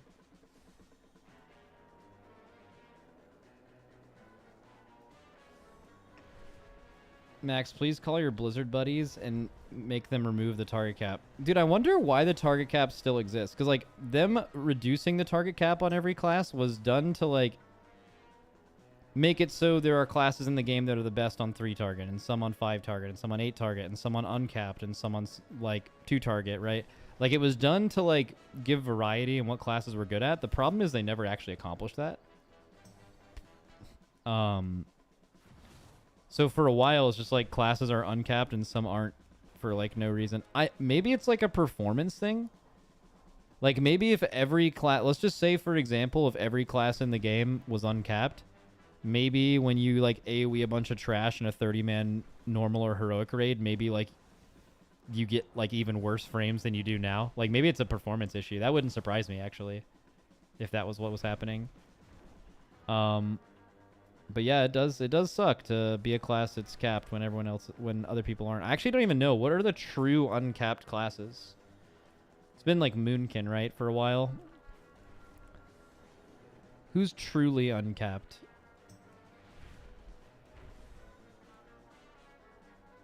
Unholy DK. That's not exactly true, but it's basically true. Like Epidemic has a 20 target soft cap, and then it like goes. Or maybe it's even less than that. But, like, that's just for the main hit. That's not for, like, the like, spread hits. And that's also, like, not really true because, like, their Scourge Strikes only hit, like, 5 or 6 targets during D&D instead of infinite. Right? So they're definitely AoE capped a little bit. Warlock. Destro. Outlaw Rogue. Outlaw Rogue is not uncapped, right? Ass Rogue is uncapped for a chunk of its AoE. I'm assuming that's the dot portion. Unholy is very uncapped. Is it though? So, like D&D Scourge Strike cleaving is not uncapped. And that's a pretty good amount of your like you literally ignore your runic power, for example, when that's out, or at least you used to. Bursting Wounds is kind of capped, right? Because like if you have 20 targets stacked up and they all have 6 stacks of wounds, you can only cleave 5 of them down at a time. But like once they die, it's uncapped, but not before they die. And Epidemic, I forget exactly what it is, but Epidemic has 2 types of damage. There's like the initial pulse on each target that does damage to the targets with the disease, and then that pulse also cleaves. And those things have 2 different target counts, as I'm aware. Like one of them is uncapped and the other one is capped at 8 or something. It used to be capped at 20.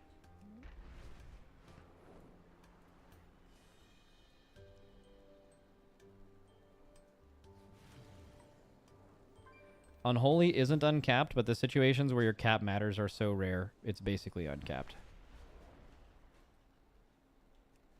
Well, the situation where your cap matters is more than 8 targets, which is what anyone who's uncapped is worried about in the first place, right?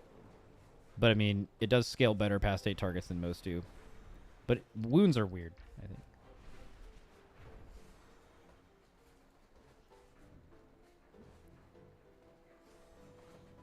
Can you hover over your damage breakdown? Sure.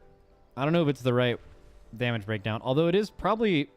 actually, I don't know if Exterminate and Reaper's Mark would be super RNG over an entire key. It's probably really RNG pull to pull, but over a whole key it should average out. But I bet there's certainly high rolls, though. You should do a key as Unholy. Yeah, maybe. I do like Unholy a lot. I've played a ton of... I played Unholy a lot in beta, and I also played Unholy like multiple seasons when you played Wound build. I'm a big Wound guy. I like that a lot. What causes Reaper's Mark resets? I'll show you. So like you can see it on this dummy here. So whenever this thing gets to 40 stacks or times out, so let's get to 40 stacks, you'll see I get 2 stacks of this scythe. All right. So the first time I press this scythe, it is a 30% chance to just cast Reaper's Mark again. So I'll press it right now. We did not get a Reaper's Mark. But we kind of struck out. Well, we didn't get unlucky. There's a 70% chance you won't get a Reaper's Mark. But, like, it can chain off of itself. So let's say that gave us Reaper's Mark. Oh, wait, no. Wait, it's the second scythe that does it. What the fuck? Huh? Okay, I'm confused. Did they change this in the patch? The first scythe strikes your target and has a chance to apply Reaper's Mark. The second scythe strikes all enemies around your target for Shadow Frost damage and applies Frost Fever. Both scythes have a chance. Doesn't the tooltip read that only one of them should? Oh, there are 2 scythes on each cast. I see. I assumed the second and first stack were 2 of the same. Okay, so you get 2 30% chances. So now that we procced there, let's see if we hit it again. Oh, wait, we lost the Reaper's Mark thing. That's fine. We can get another one. Actually, didn't know that. So, we're about to get our scythe. First one did not reset. Second one did not reset. And now we're sad. And now we're sad because it can just kind of chain, not infinite, like it technically could chain infinitely unless I'm unaware of some kind of like hard cap that exists for it. But yeah, I mean, if you ever don't get a reset in your opener, you're feeling sad. Even though it's kind of statistically not super uncommon for that to happen, it's just so OP.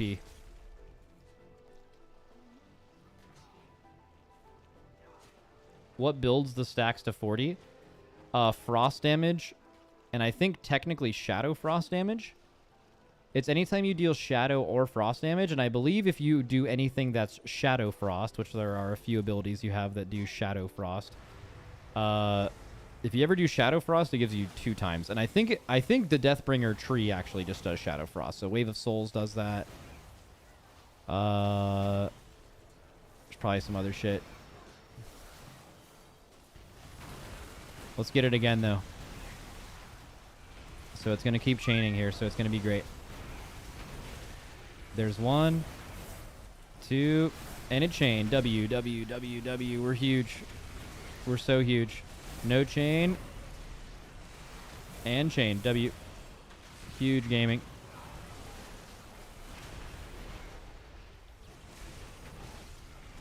It's also super OP because getting the resets in your breath is like crazy OP for rune economy too. Like you basically get to cast, every time you get a reset, you're going to get to cast Obliterate for 1 rune, but it still generates the same amount of runic power. So you just gain, this isn't exactly how it works, but you like kind of just gain plus 20 runic power when you proc it.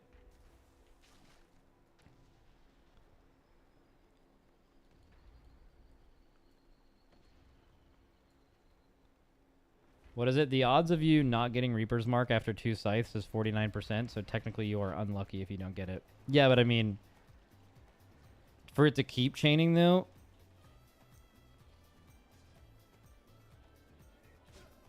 like flipping a coin a bunch of times is crazy. Really unlucky. Really unlikely.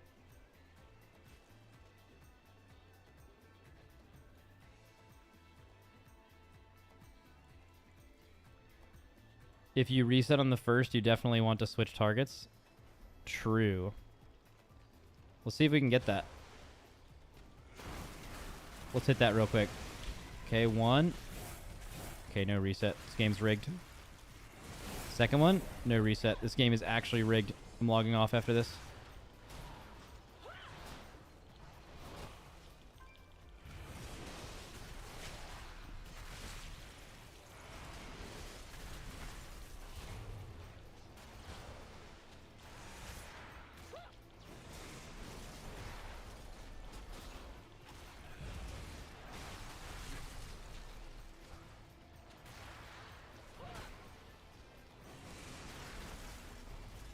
What is it? We all waiting on P. Diddy list to go public and your name better not be there?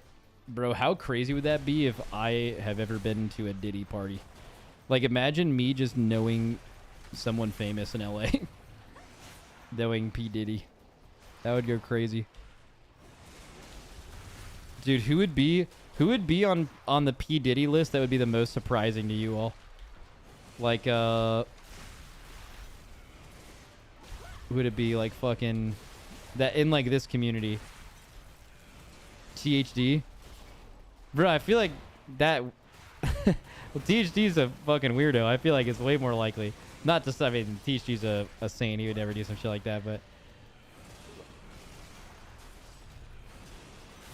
oh, we got a reset. 2 resets. Game's rigged. And I'm mad.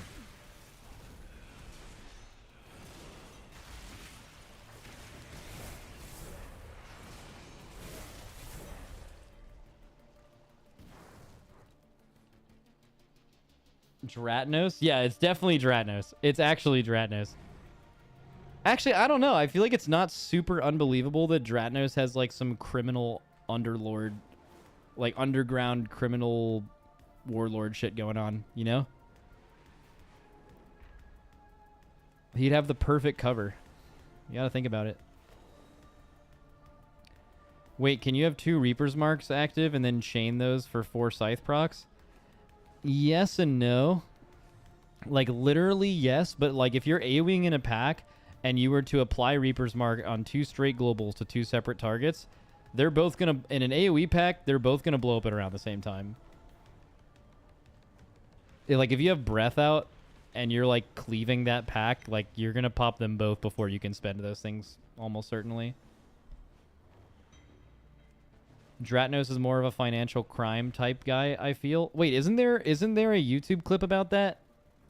How can I look at my YouTube shorts?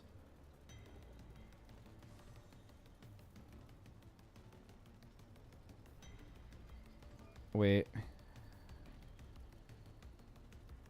Here, this.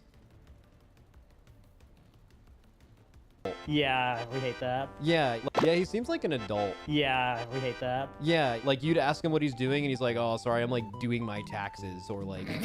What, you're a streamer. You don't have to do taxes if you're a streamer. What? Yeah, it's all, it doesn't count. They can't find out. Do you not do your taxes? You don't have to. It's no, the IRS, they can't get you if you're a streamer. It's not allowed. Okay. Yeah. Well, I haven't been thinking about it like that. Well, You've just been giving up money for free? yeah, I guess so. Yeah, it's wild. Yeah, that's, well, yeah, he seems like an... See? So, financial crimes, you're on to something there. Dude, not paying taxes would be fucking sweet, by the way. So the first year I started making real money as like an independent, because like as a like, is it a W-2 or whatever? Anytime you're an independent contractor, so any Twitch streamer or YouTuber or anything, you're taxed at like a pretty high rate, but you also just don't get the tax on your incoming paycheck. So you kind of just have to save a certain amount for the end of the year. Actually, technically, you're supposed to pay it quarterly. You're supposed to pay your taxes every quarter. I don't do that, though, because the fee for not doing that at the end of the year is less than the amount of money you could make by investing that money, like almost all the time. So, quick hack. But, dude, paying it all in one lump sum. The first year, it wasn't a lot of money for me. Like, the first year I started making a lot of money. Because you just kind of forget. I don't know. Like, it's pretty easy to just, like, get paid and not just assume, like, oh, okay, like, 40% of this is going to be gone. But, like, you just don't, I don't know, you're a kid, you don't realize that. And it's not like you're blowing all your money, you're just not ready for that tax bill. Well, the first year I made a lot of money as an, you can do a bunch of like one-time only like tax credit things. Like I don't even know what they are. It's like you get one for buying a house, and you get one for like investing in like a Roth IRA, or like maxing out your 401k or whatever. Like you get a bunch of like tax deductible things to where like the first year I paid like no taxes, and the year after that I just kind of dumb kid, I just assumed it was going to be like a lot less, or a lot less than what it was, I guess. Like I knew it was going to be more, but I didn't know how much more. And dude, my tax guy just told me with a straight face how much my taxes would be, and I like didn't even say a word. I was like, dude, what? It was a lot of money. It was like I was not prepared for what he was about to fucking say. You're a contractor at Twitch. I doubt they'd offer a 401k. I don't know, dude. I don't know anything about my finances. I don't know where I have a 401k. It's certainly not from Twitch. If you're an independent contractor, I have no idea. So I think the idea for doing quarterly payments is just so you don't have to make the one payment that makes you want to end it all. That's all.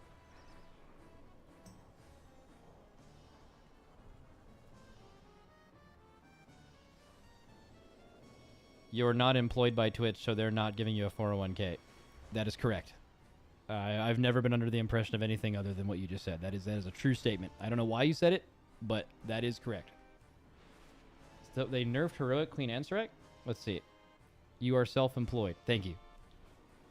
Well, I am employed by Liquid. I get paid as a full-time... Like, I get a straight-up salary with taxes removed from Liquid straight up as a full-time employee.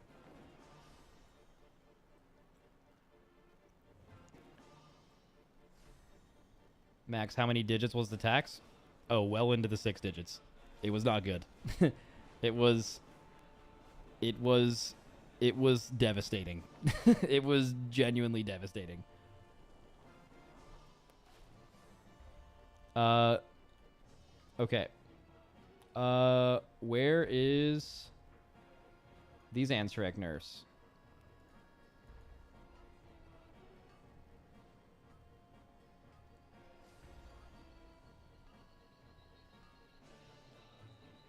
Hello, Raiders. We've made some changes. Reduced the number of players targeted by web blades to 3 on heroic difficulty was 4. So I'm assuming just the last one won't go off. It probably won't delay in the middle of it, so just there won't be that extra one at the end. And in phase 1, the first cast of the roots has been removed entirely. That's really interesting, because isn't that one like not even around anything else that's difficult? And then the only hard ones are when they do the 2 back-to-back, which aren't removed. Wait, the first cast of Silken Tomb in the final cycle. So maybe it is one of those 2. Wait. What the fuck is the final cycle?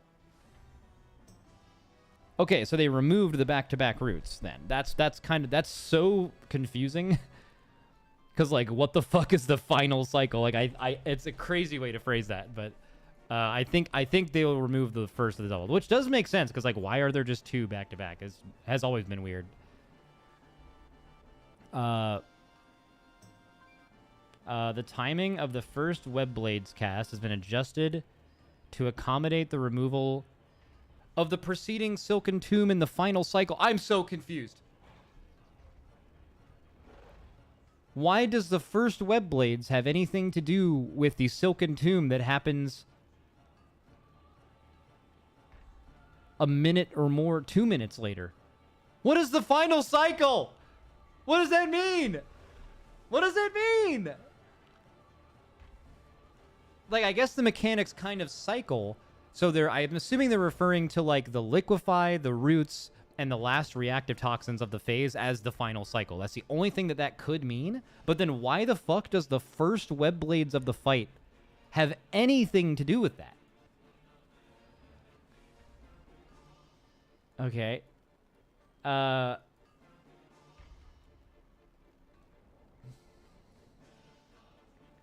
Grasping Silk periodic damage reduced by 25%. Is that just sitting in webs? And then phase 2 Gloom Blast damage reduced again. Those are the dispels.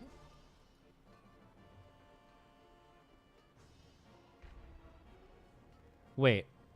The timing of the first Web Blades cast has been adjusted to accommodate the removal of the... Oh, they're talking about the first Web Blades within the final cycle of mechanics. It's still so confusing. I've never heard of them referring to a mechanic set within a phase as cycles in Blue Post text ever. I've never seen that before. It's completely new. I mean, it does make sense, but it's just very non-definitive explaining. But I think I know what it's trying to do.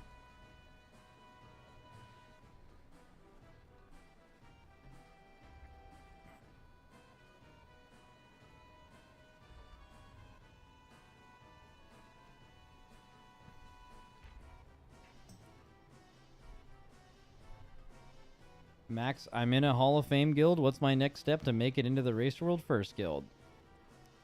It's actually easy. It just takes a long time. Most likely. You just have to keep being the best player in your guild and then move up guilds, be the best player in that guild, repeat until you're close enough to the top. So, like, I don't know, somewhere in, like, world top 20 or 10 or something, and then you're the best player in one of those guilds, and then we'll find you.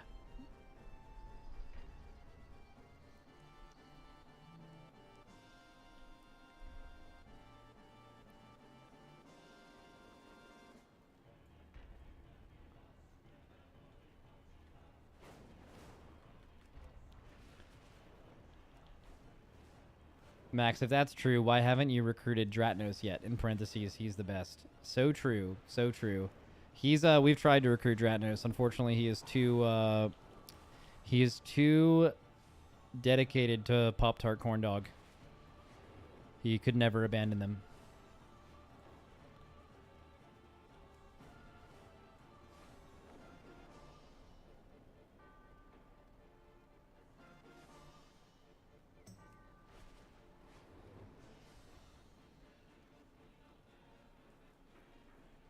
The jump from my guild at the time to that guild was enormous. Instant Dollars has an AUG that was the best warlock in my guild and then moved up to being one of the best players in a US 25 guild. And then is now in like one of the best guilds in the world. Yeah, that's the kind of jump you need to make. W. It turns out when you're really good, there's an opportunity for growth. The only thing that kind of sucks is moving WoW guilds. Like, they can just be so different. Like, you could be rated, like, on your journey from World 100 to World 1 or whatever in this made-up scenario we're talking about. Like, you could jump between 3 or 4 guilds on the way there, maybe. But, like, they're not all the same. Like, guilds have very different atmospheres, and there might be some guilds you actually love being in and some guilds you hate being in. Like, the WoW guild as a construct is, like, because it's so influenced by the personalities in there, they can just be fucking insanely different.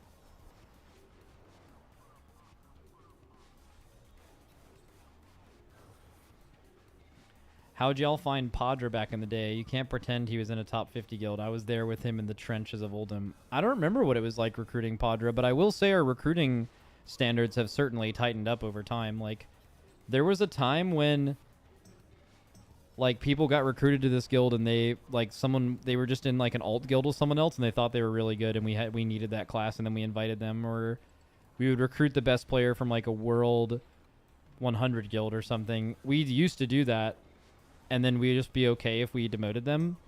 Like, why not recruit large amounts of people, and then if they don't make it, it's on them, you know? We kind of stopped doing that after a while though. Because like that entire process can play out and you can just be more selective with it so you just don't waste your time.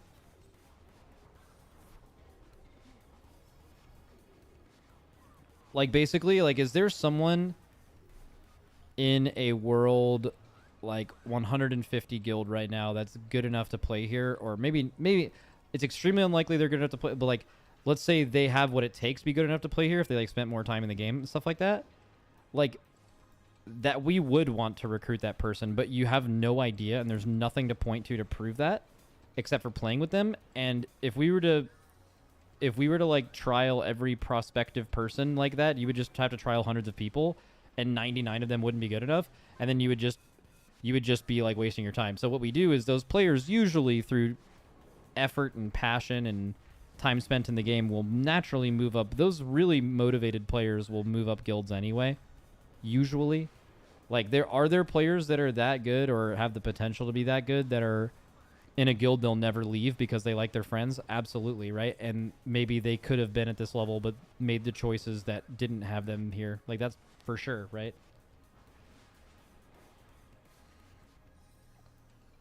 But it's really hard, man. I mean, we're every tier we're recruiting like someone's best player from like a top 10 world guild, and you don't even know. It's not even a sure thing. Like they might play on your bench. Like, the levels it takes to play at a place like this is like, it's definitely a lot higher than a lot of people realize. You can tell this by the amount of people that ask, like, have you ever recruited someone who's helped you in splits?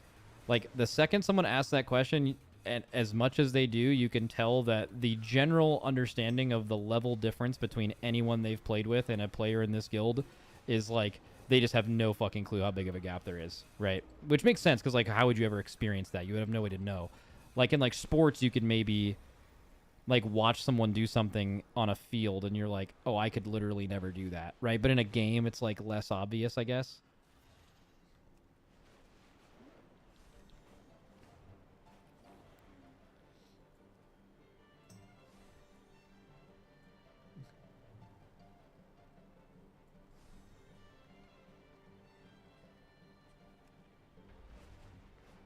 Otani gonna win a title? Oh, speaking of that, I'm gonna go watch that game. I don't really like watching baseball, but the World Series is nice, especially this year because it's like my home city where I currently live. Los Angeles is in it, so like the people, a lot of my friends IRL are like really invested. Like I have quite a few Dodger fans in my life, and I don't really care about the Dodgers at all, but I would like it for my friends to be happy.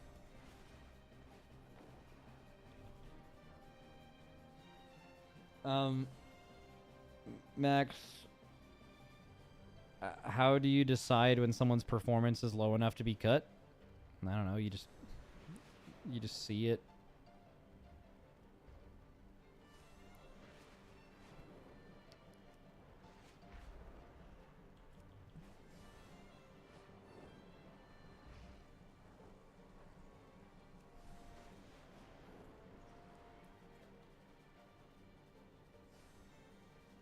Just watched the drunk rating from last year. Still makes me laugh. I think there's going to be a new Undercover video in a few days from my channel, and I think it's I think it'll be really good. Maybe some of you guys already watched that live on stream, but usually Frank's editing makes it a lot better.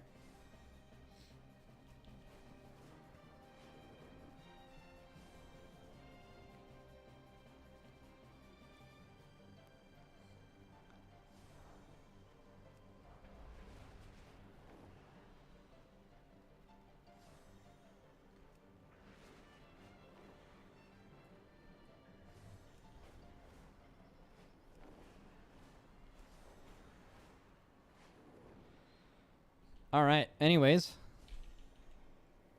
I'll be live tomorrow. I'm gonna go watch some baseball and blow up. I'm gonna do some for any workout people tonight because I can't skate at the moment. Because of my shoulder, I will be doing some split squat holds. I don't know if you guys have ever done those, but they fucking suck so fucking bad. Like, so bad. Not even with weight, by the way. Literally just body weight split squats for like 45 seconds to a minute per leg. Your whole fucking body is shaking at the end of that shit, man. It hurts. It's so hard.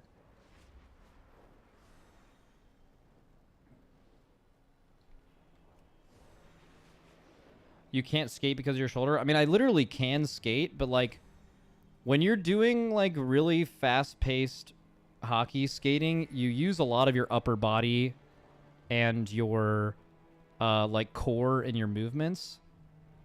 As a hockey player, especially taking like tight turns and stuff, you like whip your whole upper body around. I can't move one of my arms right now, so it would be really inefficient. I'd probably lose my balance, and I'd also potentially re-injure myself. And I also can't shoot a puck at all because of that, unfortunately. So.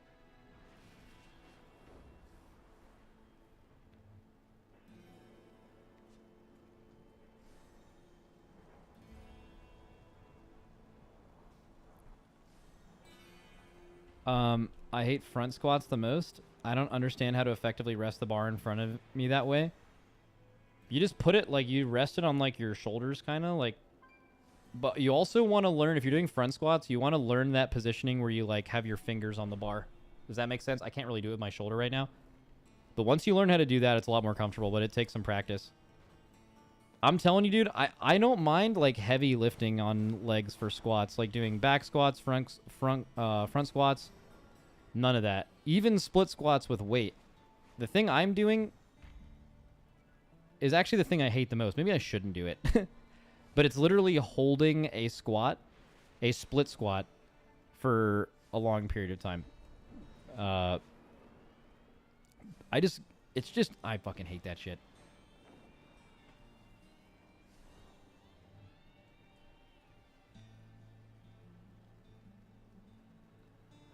All right, boys.